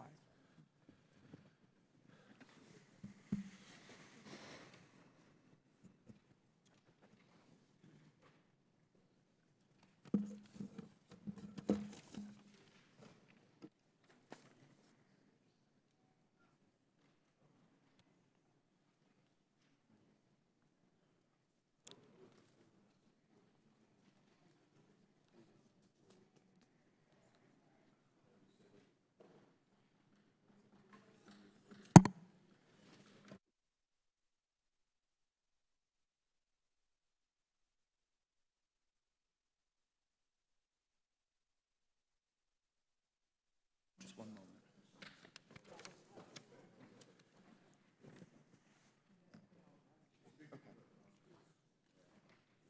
Ready? The clerk will designate the amendment. Amendment to the amendment in the nature of a substitute to H.R. 8706 is offered by Mr. Raskin of Maryland. Without objection, the amendment is considered as read. I reserve a point of order. The ranking member is recognized for 5 minutes to explain his amendment. Thank you very much, Mr. Chairman. This has been an edifying, if often heated conversation we're having today, and I think it's actually befitting. The First Amendment and the Speech and Debate Clause, we are the world's greatest multiracial, multi-ethnic, multi-religious constitutional democracy. And it's not easy. The far more common destiny for countries with different ethnic and racial groups is one of tribal violence and racial apartheid and ceaseless ethnic conflict. So we're getting there. And we have different approaches to how to do it. Some of our colleagues have somewhat dabbled in the language of race silence now, not talking about the past, not talking about what we've gone through, and everything will be all right. Well, that was definitely not the position of the radical Republicans who led us through the Civil War and the Reconstruction period. They passed all kinds of race-conscious legislation in the Reconstruction period. They passed the Freedmen's Bureau with the explicit provision of resources for the purposes of transfer to the recently emancipated black population. the radical Republicans led Congress in passing legislation to establish schools for black people, not integrated schools, but schools for black children, explicitly race conscious, because they understood that the meaning of the 14th Amendment and equal protection and the Reconstruction legislation was not just to create some sterile notion of color blindness, which was not in the 14th Amendment or any of the debates about it. It was to actually help people get up after centuries of oppression, as my colleagues have described it, after centuries of violence and dispossession and legalized slavery and subjugation and control. So we have a difference now, I think, substantively about whether it's best to deliberately and consciously open government up, and not just to black people and Latino people, but open it up to other people who've been traditionally left out, including veterans, including people in rural areas. Your legislation would overturn all the executive orders that deliberately try to get the government just to think about getting applicants in the door who come from traditionally disfavored and discriminated against communities. But we understand, all right, we've got an honest difference of opinion about that. But I want to go back to what Mr. Moskowitz was saying, which is even if we disagree about the validity or the utility of these programs, and we think that they've been very successful in terms of opening the government up to the whole country and being very effective and productive for America. But even if we disagree about that, and we're going to change the program, this language is intolerable, which says that people who've worked in those programs have lesser rights than anybody else who's worked for the people of the United States in our federal government. So my amendment would lift the bill's egregious ban on transferring, redesignating, or reassigning employees who work in one of these offices that gets eliminated by the bill. In other words, if we eliminate this language, we treat them like any other federal worker whose job has been eliminated by virtue of federal action. So I think that sends a far better statement about the motivations and the purposes of this legislation, and I think this is one that everybody should be able to agree to. And with that, I submit it to the wisdom of the committee. Mr. Chairman, I yield back. Gentleman yields back.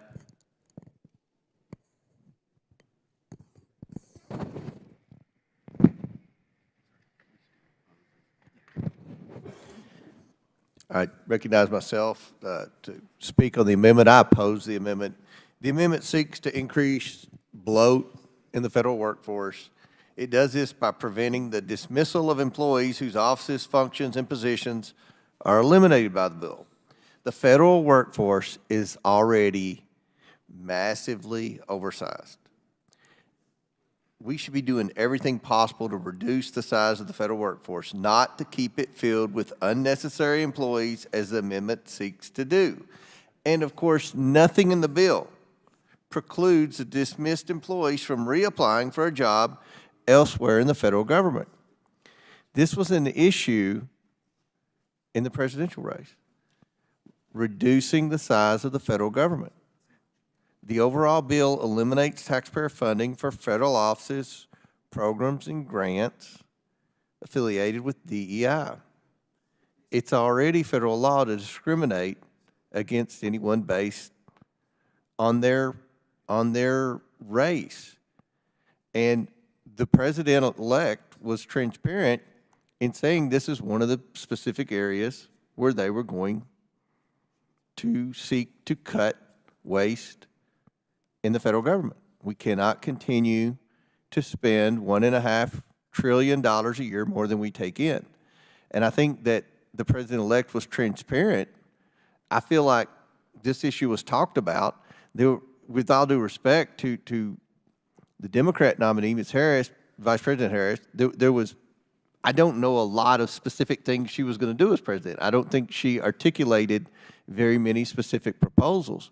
One of the proposals that President Trump talked about was eliminating all the unnecessary DEI. And we've talked about how many positions have been created over the last 4 years. Instead of fighting for bureaucratic jobs, I believe, I represent a poor area. And obviously there are poor minority districts. We should be fighting for investment, fighting for entrepreneurism, fighting for ways that we can lift up communities that have been impacted by poverty, like many of the communities I represent, many of the communities that are represented by minority members. We can do this. And I think that's what the American people want. The government's not the answer. The private sector is the answer. We need to be more efficient in government, and we are going to be more efficient in government. That is the mandate of the American people. So I oppose the amendment. I support the bill. And now I seek, Mr. Moskowitz, you seek recognition? Thank you, Mr. Chairman. So, listen, I have agreement with my colleagues across the aisle on wanting to shrink bureaucracy, wanting to decrease the size of federal government. That's a valid point. I think DOGE is going to try to do that, right? And you're seeing Democrats come out and support that. Chris Coons did that. Senator Coons did that the other day. What this amendment is saying is it's not allowing the federal government to stay the same size. What we're saying is as you eliminate an office, as you change a policy, if there are jobs available that they can transfer to, just like every other federal employee, then they should be able to do that. What you're doing is that federal employees have certain protections and rights that they get. And what you're saying is the federal employees that worked in this office aren't going to get those rights. All these people aren't going to get to stay, right? They're not all going to get to stay. That's not what this amendment is doing. This amendment isn't saying, okay, yeah, change the policy, eliminate the office, but then let everybody stay somewhere else. That's not what the amendment is doing. What the amendment is doing is saying they have certain protections, certain rights as every other federal employee in every other office. And what you're saying is because you worked there, you're not going to get those protections. I'm telling you, it is very dangerous, and I can guarantee you the favor will be returned, because that's how this place works, right? You didn't like the other day that Trump houses were skipped in FEMA. I agree with you. It was unacceptable. They were specifically given less rights and privileges and available federal help because they supported the president. If Trump creates an office that later gets removed, those people who worked in that office should not get less protection. They shouldn't. But that's what you're now saying. You're now saying where we have political differences and policy differences, if you work in that office of political difference and policy difference, you're not going to be treated like every other federal employee. So it's not about keeping the federal government the same size. Don't mix the message here, because I'm with you on that. But I really think you should take the ranking member's amendment. It really doesn't change your bill. It just doesn't allow a new precedent to be started that we're creating different classes of federal employees. Will the gentleman yield for a brief response? Sure. It's your time, correct? It is. Thank you. I think the gentleman from Florida, Mr. Moskowitz, made valid points earlier. He makes valid points now. And having read the sections and sentence that Mr.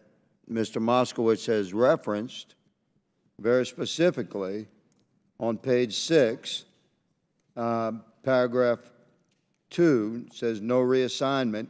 The head of a federal agency that closes, terminates, and winds up a program or office under paragraph 1. Then there's subparagraphs A and B. Subparagraph B says, may not transfer, reassign, or redesignate any employee or contractor with a position or function that is eliminated by operation of this subsection. And I believe that the gentleman is stating that if you close down a DEI department and you have a qualified employee that would like to transfer to the construction supervision department, that executive authority within that bureaucracy should be able to transfer that person from the DEI department to the other department. Is that correct? That's, If that job were available, if that job was available, yes. that would be a right that every So other federal I employee concur would with have. that concept, but the ranking member's amendment is far more broad. So I'm going to oppose the ranking member's amendment because it eliminates the entire section of 101. But if you were to offer an amendment, specifically what we're describing, I would support that amendment. I yield. Everybody yield back. Any other member seek recognition? Mr. Gett, or Mr. Cloud? Well, we was Moxlowitz now, Mr. Cloud. Okay, Ms. Stansberry. All right, thank you so much, Mr. Chairman. I want to rise in support of the amendment and reiterate, but also explicate a little bit on this concept. So, you know, you learn a lot about a bill not only by what it says, but by what it doesn't say. So if the explicit purpose of this bill, like we're just going to take your logical argument here, is to do away with these DEI offices, which you believe are not necessary, which obviously we disagree with on the premise, then why not just be silent about what happens to federal employees that are involved in these offices? But the bill is not silent about them.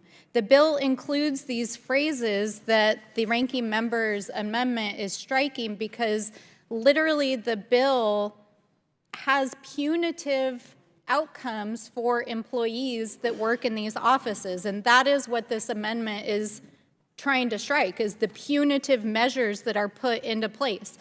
I know that we've already read pieces of this, but one of the sections that it would strike says no reassignment. So the heads of a federal agency that closes, terminates, blah, blah, blah, may not transfer, reassign, or redesignate an employee or contractor. So if this was just like, okay, we're gonna shut these offices down, there's no reason to have punitive language to the employees that would work in these offices.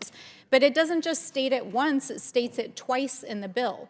And that's why we're invoking McCarthyism, these blacklists. Like, these are folks who are being penalized for working in offices that deal with anything doing with diversity and helping work with our federal workforce to address these issues. So that is what the amendment is trying to achieve. I also want to just take a moment while we're on this topic, is almost all of the discussion today has been about the first several sections of the bill and basically the federal workforce. But if the stated purpose of this bill was really just about like, oh, we're gonna, change the way the federal government does its DEI stuff, then why on earth does this bill include sections at the end that is tinkering with the entire financial sector? This bill has language in it that says that publicly traded companies on the stock market cannot use diversity as a measure of their boards. And it also says that stockbrokers and licensed folks who work in our financial system cannot engage with that. In addition to that, there's multiple sections in this bill that prohibit federal funding, whether it's grant money or it's money that would go to federal contractors who even discuss diversity. So there were some comments made here a moment ago about, we need to defend free speech. This bill is literally trying to regulate the free speech of the free market, private companies, the financial sector, nonprofits, and our federal agencies. So I appreciate the intent of trying to maybe make the federal workforce more streamlined if I was to give the benefit of the doubt to this. But this is a wholesale effort to basically do away with every initiative that has made it possible for women, people of color, and LGBTQ people to participate in the federal government, our financial sector, the military, nonprofits, and in the services that our federal government provides. So I find it laughable that we would even entertain the premise of it. I yield to the gentleman. Thank you. Thank you for yielding. Just going to go back to my point and conversation with Representative Higgins. What the ranking member's amendment does is that language that we just discussed, that identical language appears 3 times in the bill. It's not just there once. I pointed it out once, but it's there verbatim 3 times. So it just eliminates the identical language in the 3 places it's in the bill. It's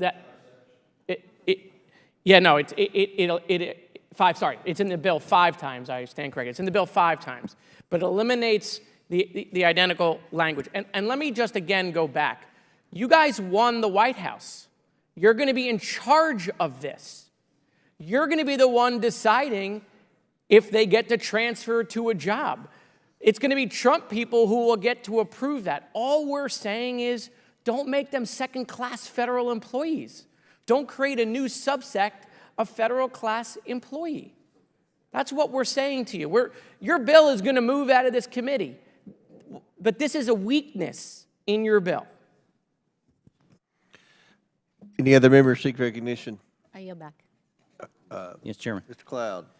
First of all, I just wanted to thank the ranking member for your kind and generous acknowledgement of history and what Republicans have done in the past to work on this issue. I had thought to bring that up because there's been allegations like we would not want history taught in schools. I would actually want all of history taught in schools. You know, I don't view this as I realize it has political undertones. I think this is an issue of the human condition and heart that needs to be addressed more than a political one, although I'm not ambivalent to the political undertones here. But anyway, in an effort to not raise the temperature, I had not brought that up, but I appreciate you bringing that up and acknowledging that.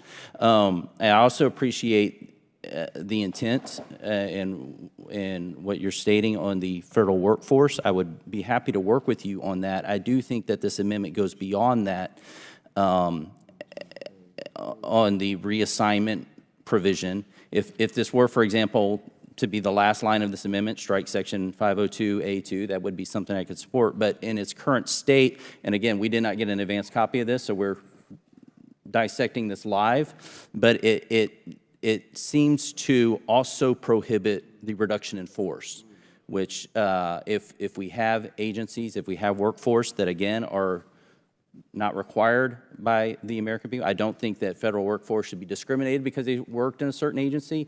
In the same way, I don't think that the American people who, while I appreciate the federal government, my first allegiance is always going to be to the American people, I don't think the federal or the American people should have to have the burden of hiring and funding someone just for the sake of them getting preference and priority in transferring. So if we could limit it to that, you know, I could accept that, or we could work. I'd be happy to work with you, but in its current state, I would have to oppose the amendment. Would the gentleman yield? Yes, sir. Yeah, but thank you kindly for the offer. I see what you mean about the language about closing and terminating and undertaking appropriate reduction in force. Of course, if that language is gone, still the whole operative meaning of the bill is to close the program and the office. But you know, that's language that could presumably be, you know, preserved or put someplace else. But what we're talking about is just the impact on federal workers who've done nothing wrong other than their jobs. Presumably, if they did something wrong, they could be terminated for those reasons. But those people, they're not guaranteed a job, but they should have the same opportunities as other federal workers, potentially to be transferred or reassigned to another lawful purpose. What you're creating here with the legislation is a statement that this is no longer a lawful purpose to be engaged in various activities you've enumerated. So I'm happy to work with you on that. I don't think it's necessary to say that the workforce can be reduced because obviously it will be if the program's closed, but no problem there. Happy to yield back. Any other members seek recognition? Seeing none. The question is on the amendment offered by Mr. Raskin from Maryland. All those in favor signify by saying aye. Aye. All those opposed signify by saying no. No. In the opinion of the chair, the noes have it, and the amendment is not agreed to. The question is now, Could I just seek a roll call vote on that, Mr. Chairman? okay, a recorded vote is ordered as previously announced. Further proceedings on the question will be postponed. Do any other members wish to speak? Ms. Presley. Mr. Chairman, I have an amendment at the desk. Have the clerk will distribute the amendment to all members. We will pause so that members have a chance to read the amendment.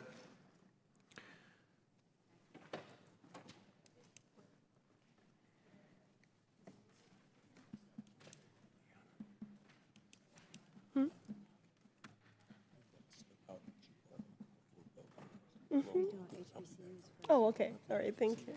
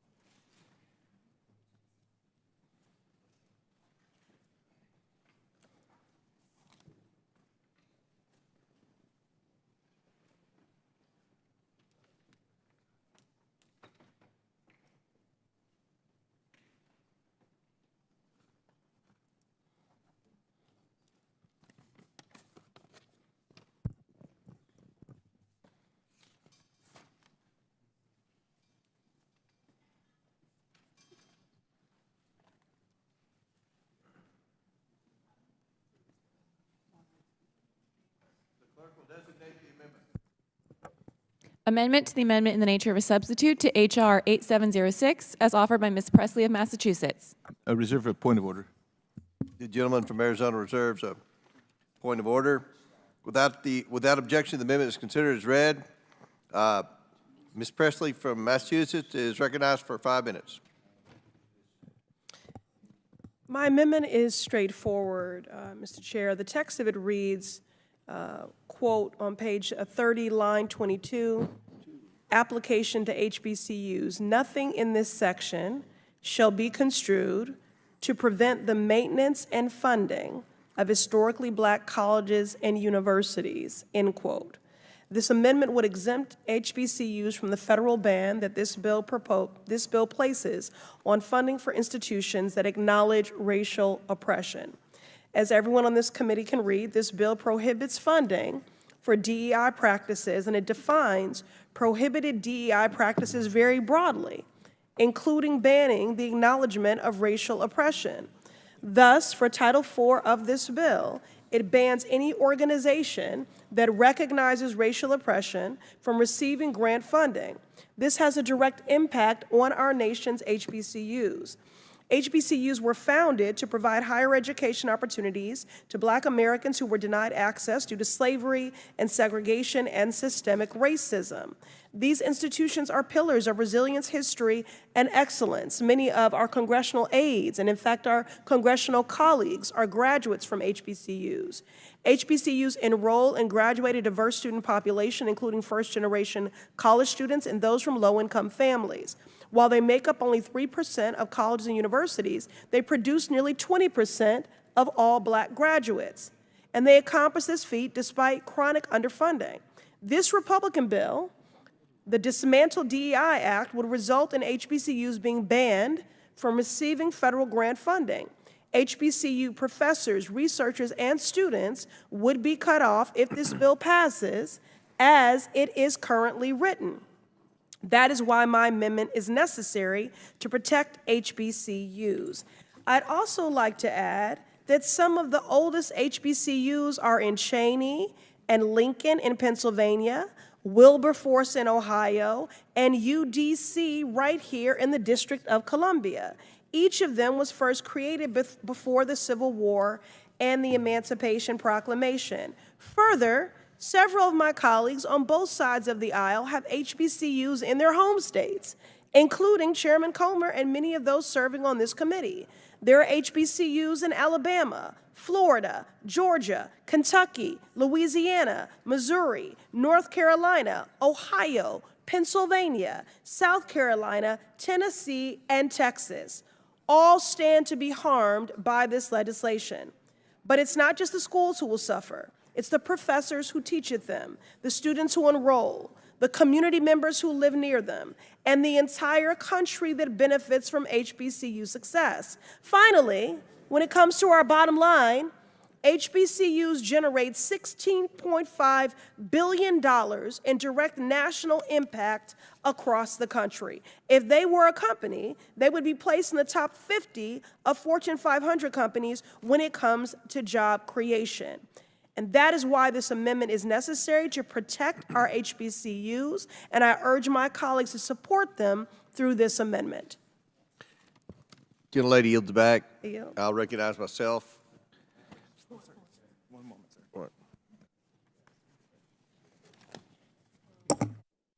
Chair recognizes Mr. Cloud to speak on the amendment.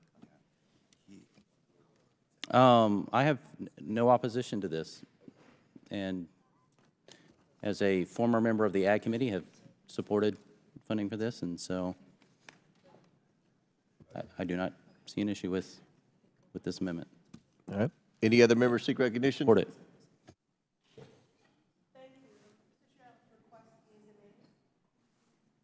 You asked.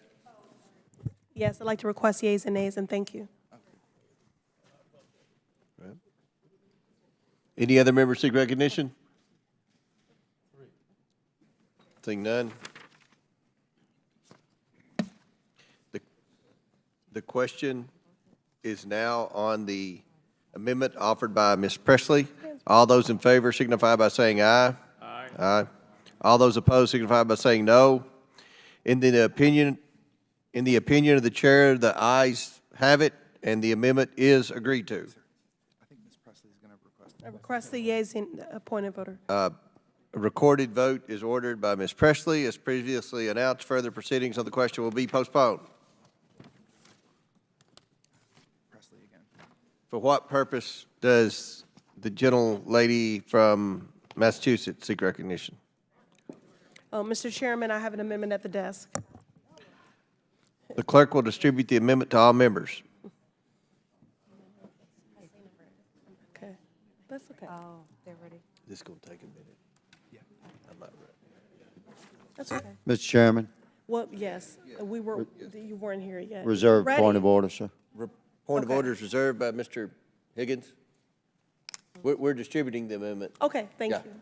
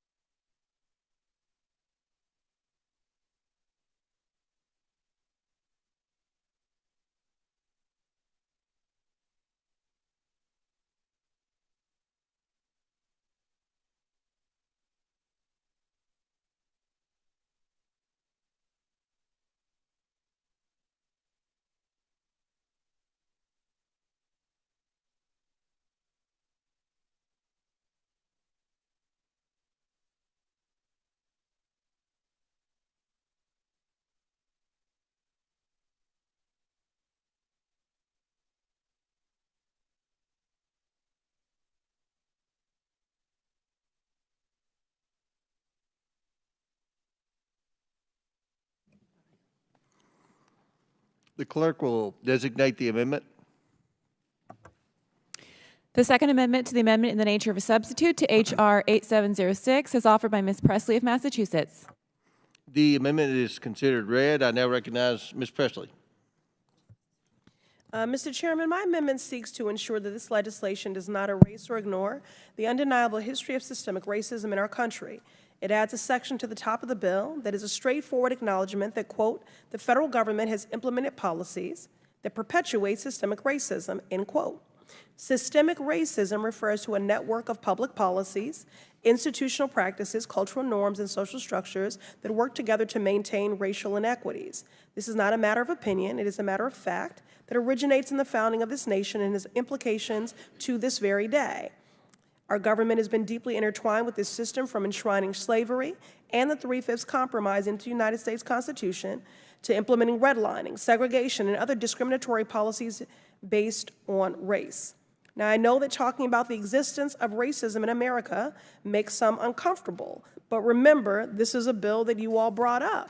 So to my colleagues, let me just say that acknowledging these truths is not an act of blame. It is an act of responsibility. We must take responsibility.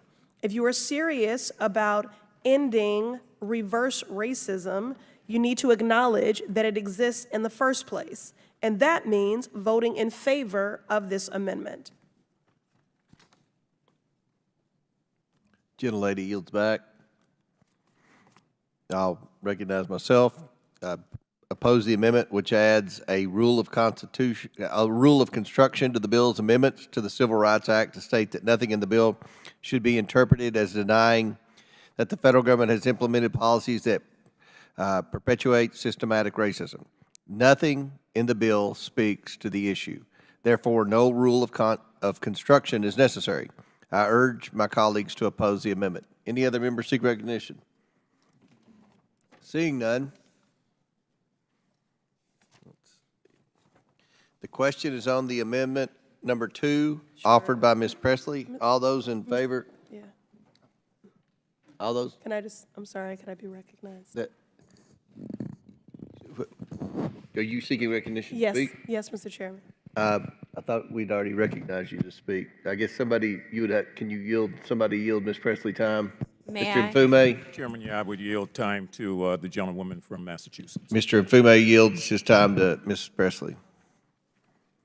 Thank you. Ignoring systemic racism will not make it go away. By supporting this amendment, Congress can acknowledge a truth and set us on a path to fairness, justice, and progress for all. If Republicans are genuinely interested in denying racism exists against Black people, Indigenous people, and all people of color, it is a reflection of your values and explains the policies they put forth, including this bill. Now, we acknowledge that progress has been made. The progress is real and worth celebrating, but that doesn't mean that our work is done. Recognizing injustices and their impacts is essential to building on that progress and ensuring that it lasts. I yield back. Gentlelady yields back. Any further discussion? Seeing none? Yes. I just want a point of clarification here. Thank you, Mr. Chairman.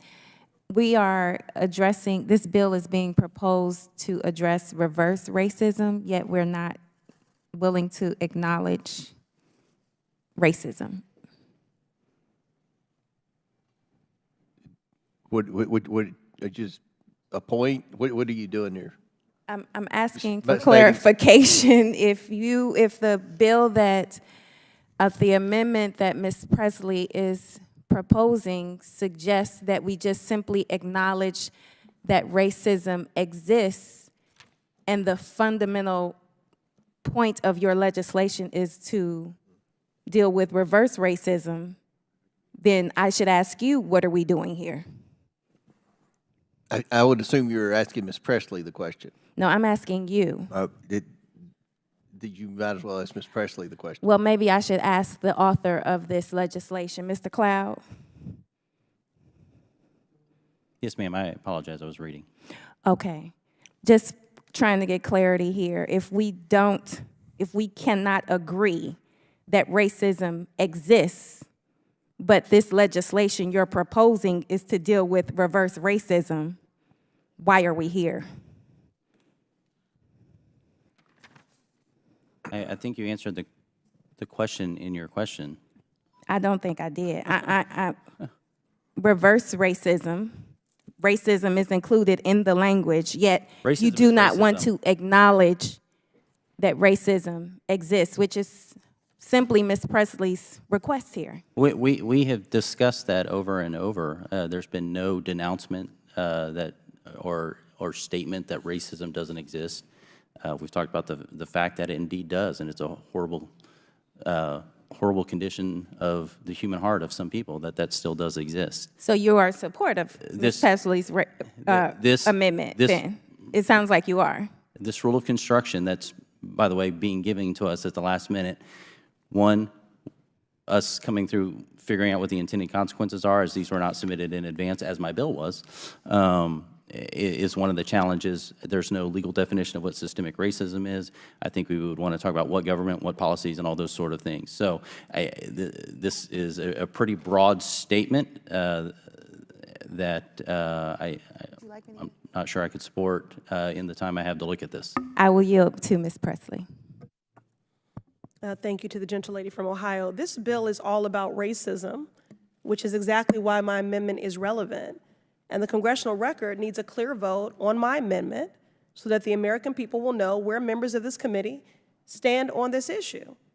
For all people who know racism exists and want to end it, I urge you to vote yes.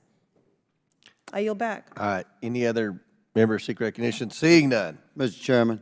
Chair recognizes Mr. Higgins. Mr. Chairman, setting aside the rule of construction in the interest for transparent and candid response to my colleagues' query, the amendment is poorly written.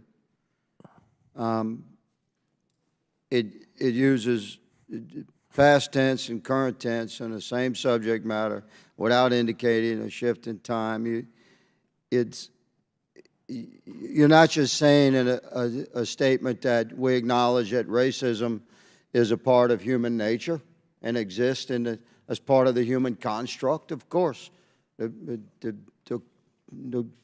corruption is born of the heart of man, not the mechanisms of man. Every one of us would recognize that racism exists throughout human history, in every culture, in every land. The sun never sets, nor has it, on some manifestation of racism throughout the history of man. Yes, there you go. Statement in the Oversight Committee, part of the historical record now.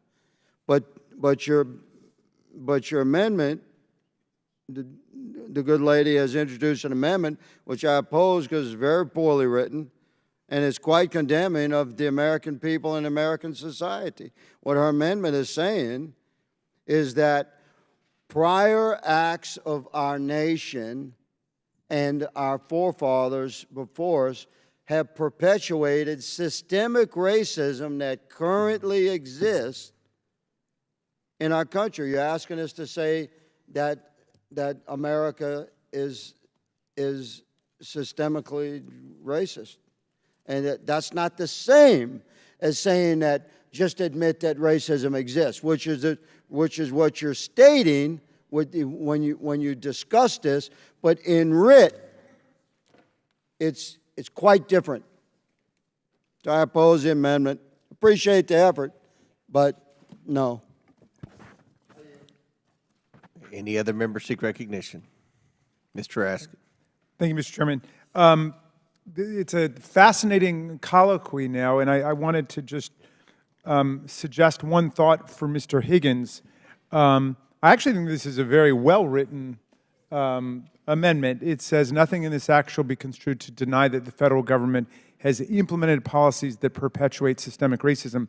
And I'll give you one good example, Mr. Higgins. I think it doesn't say has implemented policies that have perpetuated systemic racism, nor does it say has implemented policies that have perpetuated racism. It identifies systemic racism. Can I give you, and past tense versus current. I'm happy to have inaudibly yielded to you on that point, but let me just reclaim my time for 1 sec, because I want to suggest a really excellent book for people who are interested in just this question of how the federal government itself has implemented policies that indeed perpetuate, in the present tense, systemic racism. The book is called The Color of Law, A Forgotten History of How Our Government Segregated America. And it's about federal housing policy and the FHA and veterans policy, all of which deliberately segregated America and deliberately gave certain kinds of benefits to whites that were not available to blacks, and then deliberately and consciously redlined areas. I read it, I think, about, I don't know, 6 or 7 years ago, so but forgive me for not being able to detail more precisely what it's talking about. But the author, Richard Rothstein, explains how federal housing policies in the 1940s and 50s explicitly mandated segregation and destroyed the capacity of African-American families to be in integrated neighborhoods and of white families to be in integrated neighborhoods. That was a deliberate policy. So, I mean, it would be nice to believe that when the 13th Amendment was adopted and slavery was abolished and the 14th Amendment was passed, that everything was okay. There was an effort in the Reconstruction, and again with the radical Republicans' efforts to transfer resources to the recently freed population to lift people up who had been downtrodden by law for centuries, but then Reconstruction was undone. And we got into Jim Crow and poll taxes, literacy tests, grandfather clauses, and the whole system of inequality in the law, which lasted at least up until the Civil Rights Act of 1964 and the Voting Rights Act of 1965, but it didn't end there either. And so there's a real history to it, and I think that's what makes all of these issues so difficult. And I know that there is a theory which is, well, let's not focus on it, let's wave a magic wand and say everything's okay, as opposed to continuing to engage in inclusive and open efforts to redress the injuries of the past and to move forward. And look, I agree with people who think that, you know, bureaucracies are awkward. All bureaucracies are awkward. There's no doubt about that. Everybody finds bureaucracy awkward, but what the process we've been going through as a country is far better than what we've seen in other places in the world, like racial stratification and violence and tribal violence and apartheid and all of those things. So this is what we get in the greatest multiracial, multicultural, multi-ethnic constitutional democracy, efforts to be conscious of the past and to move forward. So I like Ms. Presley's amendment. I think it's actually very well worded, and I definitely plan to vote for it, and I'm happy to yield. Will the And I will yield to the author of the amendment. To my colleagues, let me just reiterate again that acknowledging these truths is not an act of blame. This is not a blame amendment. It's just simply an act of responsibility. So let's take the responsibility. Any other members seek recognition? Seeing none. Sorry, Mr. Yes. Chairman. Have you already been recognized, Ms. Stansbury, on this amendment? Not on this Okay. amendment, no, Mr. I Chairman. recognize Ms. Stansbury for 5 minutes. Thank you. I don't want to beat a dead horse, but I do have to say that I could not have imagined that I would be debating the existence of racism this morning. I did not have that on my bingo card. But I just want to point out the irony of the debate that we're having right now, because there's been some discussion again this morning about free speech. And when you read the actual underlying bill as it is introduced, the bill is seeking to essentially make it illegal for the federal government and federal employees to discuss racism in the workplace. And so the irony is we're having a conversation here in the committee room that would probably be prohibited by the bill itself. That's what the bill is trying to stop, is having these kinds of conversations. Will the So gentlelady I just yield? want to point that out, and I yield back. Will the gentlelady yield? I think I have time, actually. Chairman, do I have time? Yes. I recognize Mr. Cloud. That's a misstatement, while maybe well-intended. What this does say is that if you're a federal contractor, you cannot force your employees to attend DEI training. You can't make them sign a paper that says that they recognize that they are from a privileged race, or all these things are happening. It does not prohibit a discussion about people. The freedom of speech will still exist at companies all over the place, will still exist at contractors, at any organization getting a grant. So I think you're overstating what this bill does in that regard. Okay, gentlemen, would you allow me a moment, yield me a moment for me to read the language of the bill? Sure.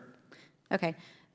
Multiple places in the bill specifically makes it illegal for the federal government to enter into agreements, to provide grant funding, to otherwise engage with public, private, or nonprofit entities that do the following, and this is the exact language. Maintain an office relating to diversity, equity, or inclusion, maintaining or employing a chief diversity officer or substantially similar officer, developing, implementing, distributing, publishing, or purchasing a training course relating to diversity, equity, inclusion, or accessibility, which is folks with disabilities, critical theory relating to race or gender. You're not even allowed to talk about intersectionality, folks, sexual orientation or gender identity. I'll take back my time. But that's what the bill actually says, you guys. The It key says provision was the multiple first places. part. The key provision was the first part. No taxpayer funds will go to. It does not prohibit those things from happening. If you own a business and you want to have a DEI office, you can have a DEI office. But we're not going to make the American taxpayer pay for it. That's simply what it says. Not funding something is not prohibiting something. All right. Now we're ready to vote. Good deal. The question is on the amendment number 2 offered by Ms. Presley. All those in favor signify by saying aye. Aye. All those opposed signify by saying no. No.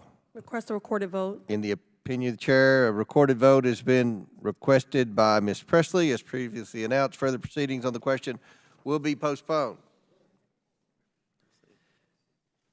For what purpose does Ms. Presley seek recognition? You seek more recognition? Oh, we're done. Good deal. All right, Ms. Stansberry, do you seek recognition? Yes, Mr. Chairman, I have an amendment at the desk. The clerk will distribute the amendment to all the members. Can I reserve a point of order? And Mr. Cloud reserves a point of order.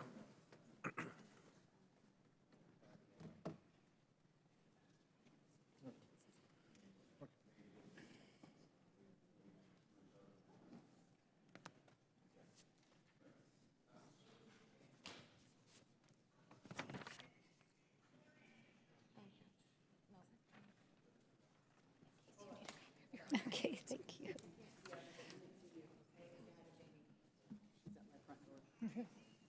What a pleasure. How's it going?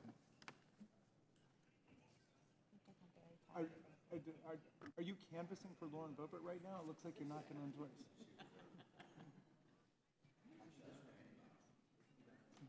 Well, we all love her. We all love her. You don't need to waste your time with us.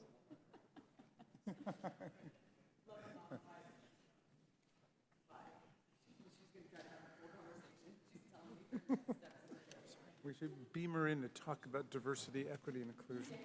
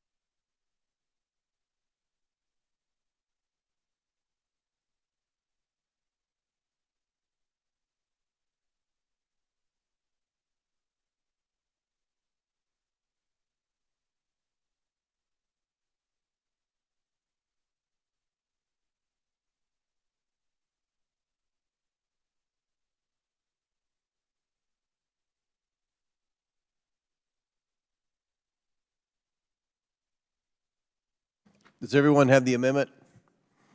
The clerk will designate the amendment. Amendment to the amendment in the nature of a substitute to H.R. 8076 as offered by Ms. Stansbury of New Mexico. Without objection, the amendment is considered as read. Mr. Cloud reserved a point of order. The gentlewoman from New Mexico is recognized for 5 minutes. All right, thank you so much, Mr. Chairman. And I do thank my colleagues across the aisle for what has been an interesting journey this morning to discuss the history of this country and how we continue our long march on the road to justice and equity. The purpose of this amendment is to try to get at protecting the federal workforce.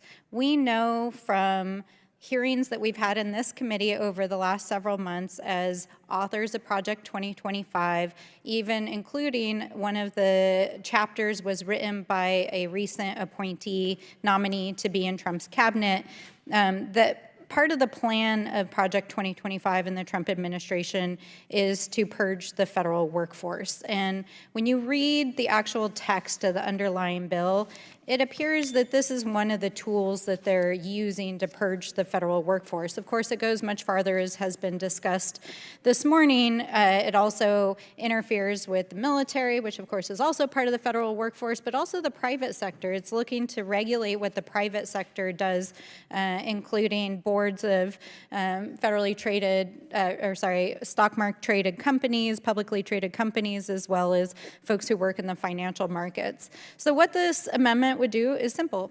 It would strike the entire bill and all that follows, and it would replace it with very simple language to protect our federal employees. Federal employees shall be selected and advanced on the basis of competence rather than political or personal favoritism, and no executive branch agency may take action counter to the intent of the law or against the fundamental rights of federal workers who comprise the civil service. And in many ways, this is just a reaffirmation of existing federal employment law, which it's important to note was put in place largely a number of the protections that this bill attacks, not only through the Civil Rights Act to make it possible to make our federal workforce more diverse, but also to protect federal employees after Richard Nixon tried to purge the federal workforce. And so we've seen this playbook before. We saw it in the 1950s with McCarthyism. We saw it during Nixon's tenure in the White House when he tried to purge the federal workforce. This is like a reboot. This is like the new season. This is the new reality TV show. And if you needed any evidence of the fact that we're living in a reality TV show, look at some of the nominees who've been nominated to be the heads of these agencies. So, we just want to make sure we're protecting the federal workforce and that our reality TV cabinet secretaries don't go after them. And that's what this amendment is all about. Gentlelady's time's expired. Mr. Chair, I invoke my point of order based on germaneness. State your point. Raise a point of order on germaneness. Okay, I'm prepared to rule. The amendment is not germane to the bill, therefore the amendment is not in order.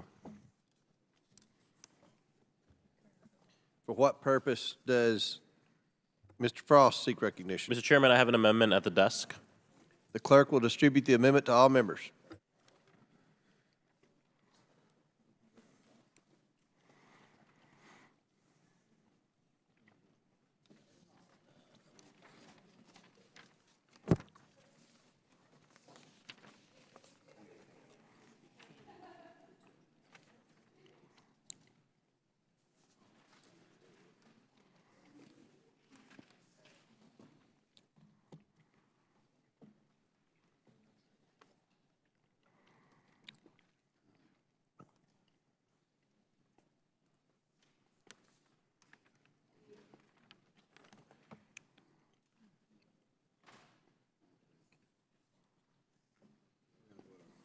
Am I supposed to say that? No.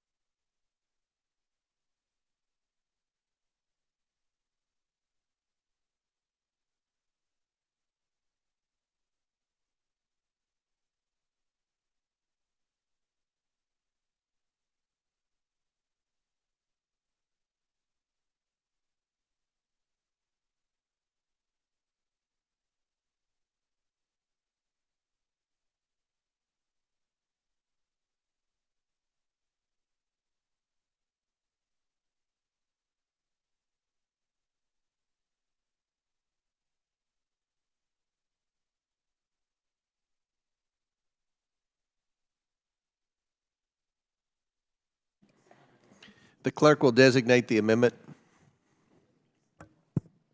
Amendment to the amendment in the nature of a substitute to H.R. 8706 is offered by Mr. Frost of Florida.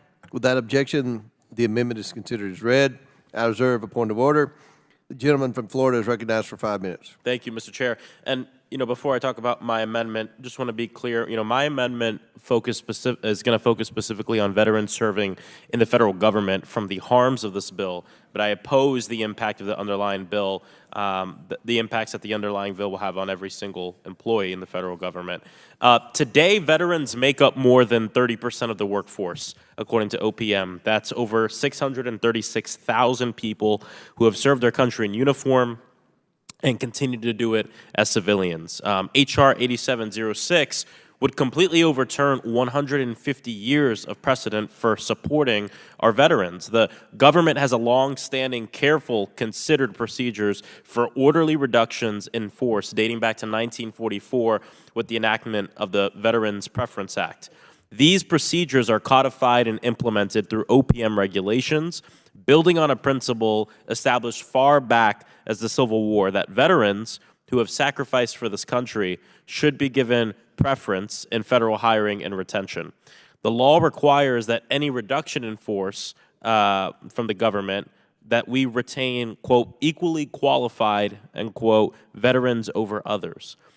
Under this misguided bill, a qualified veteran could immediately be fired for simply working in a diversity, equity, and inclusion office, regardless of their combat service, disability status, or their decades of exemplary performance, or their proven value to the agency.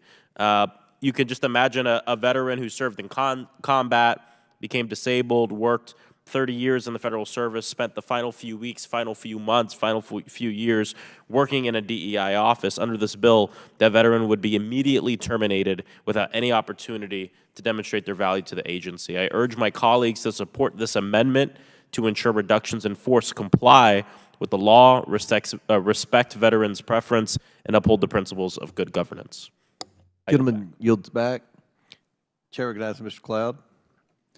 Thank you, and I certainly appreciate the gentleman's intent in this. Both sides of the aisle certainly respect those who've served in uniform. I'm proud to represent a district that has, it's a place people flock to because of how our community supports veterans.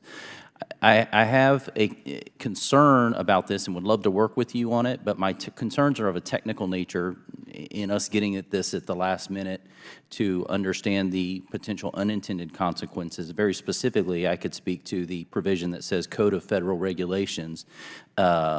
We do not have the time in the moment to go through the entire Code of Regulations related to this and see what is there, not to mention that could change tomorrow without Congress doing anything. So we certainly want to protect veterans. I do not think that this would negate the longstanding status quo we have toward veterans. But at the moment, I think we'd have to object to this until we could work that out. But I'd certainly be happy to work with you on making sure that we get the intent of what you're doing before this goes to the floor. Gentleman yields back. Any other members seek recognition? Seeing none. The question is on the amendment offered by Mr. Frost from Florida. All those in favor signify by saying aye. Aye. All those opposed signify by saying no. No. In the opinion of the chair, the noes have it. The amendment is not agreed to. I request a recorded vote. Recorded vote has been requested by Mr. Frost, as previously announced. Further proceedings on the question will be postponed. For what purpose does Ms. Brown seek recognition? Mr. Chairman, I have an amendment at the desk. The clerk will distribute the amendment to all members.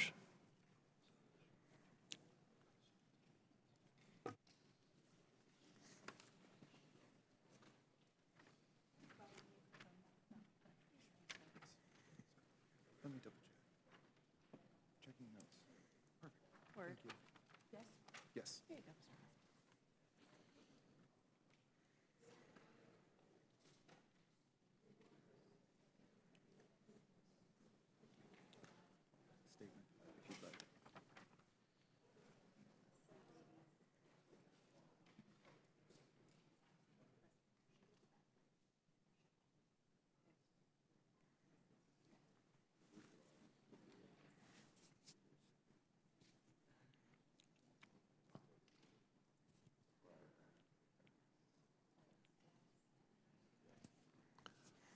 This is it.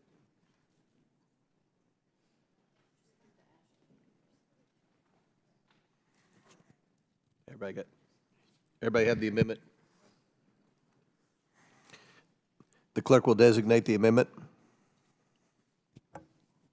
Amendment to the amendment in the nature of a substitute to H.R. 8706 is offered by Ms. Brown of Ohio. Without objection, the amendment is considered as read. I reserve a point of order. The gentlewoman is recognized for 5 minutes to explain the amendment. Thank you, Mr. Chairman. This bill completely contradicts the vision and principles of this nation and would erode the federal government's enforcement of non-discrimination protections in communities that are uniquely underserved. It will strip the federal government of a workforce focused on the mission of their agency and ensuring an inclusive, positive, and safe workplace for all employees. And to make matters worse, it would force federal agencies to close down all federal offices that operate diversity, equity, and inclusion programs, fire employees who work in those positions, and prevent them from finding a new job elsewhere in the federal government. My amendment would ensure any employee or contractor from an underserved community in danger of getting removed from federal service is afforded appropriate opportunities to remain in federal service pursuant with current federal law. On February 16, 2023, President Biden issued an executive order that sought to build a federal workforce that reflects the fabric of our nation and deliver resources and benefits to the American people consistent with the needs of the public. This landmark executive order ensures equity for people that belong to communities that have been systematically denied equal treatment under the law. That includes employees who are from communities of color, individuals from communities that face discrimination based on sex, sexual orientation, and gender, including LGBTQ+ people, individuals who face discrimination based on pregnancy or pregnancy-related conditions, parents and caregivers, individuals who belong to communities that face discrimination based on their religion or disability, people who live in rural communities, and veterans and military spouses, first-generation professionals or college students, immigrants, people with limited English proficiency, and the formerly incarcerated or individuals facing employment barriers based on older age. The people who fall under these categories are your friends, your neighbors. They are also federal employees. H.R. 8706 would fire people simply because they had the misfortune to work at an office that our majority doesn't like. The bill as written would mean that a pregnant woman who is already likely to face persistent discrimination in the workplace would be fired simply on the basis that they worked for a federal or contracting office that supports diversity, equity, and inclusion activities. It would mean that a person who lives in a rural town would be let go with no possibility of reassignment just because they worked in a diversity, equity, and inclusion office. It would eradicate positions for people with disabilities who currently work in these programs, regardless of their level in the office, who are making progress towards Equal Employment Opportunity Commission's rules to make up 12% of the federal workforce. I ask unanimous consent to enter into the record a letter from the Disability Rights Education and Defense Fund stating its concerns with H.R. 8706 and its potential effect on federal workers with disabilities and broader disability community. Without objection, so ordered. Thank you. It would allow the firing of LGBTQ+ people for the sole reason that they took a position that upholds a mission of building a federal workforce that reflects the communities it serves. And it would coldly fire veterans and their spouses who make up more than 30% of all federal employees with no possibility of reassignment because they want to continue serving their country in a different capacity. This legislation would provide a chilling downstream effect across federal agencies in all offices and federal workers across all levels of government. I ask unanimous consent to enter into the record the American Federation of Government Employees statement against H.R. 8706, in which they write, and I quote, "While AFG certainly applauds any legislative proposal to curb and eliminate employment discrimination in the federal workplace, we regard H.R. 8706 as actually setting back that cause, not advancing it. Under the broad pretext of combating discrimination, which has long been illegal, H.R. 8706 would, if enacted eliminate virtually all agency initiatives currently in place to develop and maintain a dignified, respectful, and safe workplace that enables federal agencies to carry out laws and directives in a professional and efficient manner. Without objection. Without Thank you. objection, so Okay. ordered. Our nation's strength is in its diversity. Our federal workforce must embody that strength. This bill exemplifies our nation's weaknesses. For these reasons, I respectfully ask my colleagues to support this amendment, which will protect dedicated workers in our federal government. Gentlelady's time's expired. I'll recognize myself. Ms. Brown's amendment adds a new section to the end of the bill that, in the name of fighting discrimination, entrenches discrimination in favor of a host of specially defined groups. We should all be able to agree to be against all forms of discrimination. I urge my colleagues to oppose the amendment.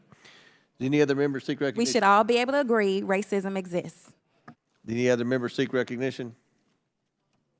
Mr. Cloud. I'll just say I concur with the chairman. This amendment, in the name of non-discrimination, actually would be, if adopted, systemic racism in excluding people from a cut of an agency based on all these determinant factors that we've discussed all day. It would be very concerning if this were to pass. And I will just point out that no matter how many times it is said that this bill prohibits people from continuing and ever working in the workforce, you can say it 1,000 times and it will be as untrue on the 1,000th time as it was the first time. People can still reapply. This bill simply eliminates offices that are not providing value to the American taxpayer. It's probably one initiative of 100 or more that need to happen for us to get back to some sort of fiscal restraint, which is maybe our #1 national security issue that this country is facing. And so with that, I will yield back to the Any other members seek recognition? Seeing none, the question is on the amendment offered by Ms. Brown. All those in favor signify by saying aye. Aye. All those opposed signify by saying no. No. In the opinion of the chair, the noes have it, and the amendment is not agreed to. All right, our next item for consideration is H.R. 8753 to direct the United States Postal Service to designate single, unique zip codes for certain communities and for other purposes. The clerk will please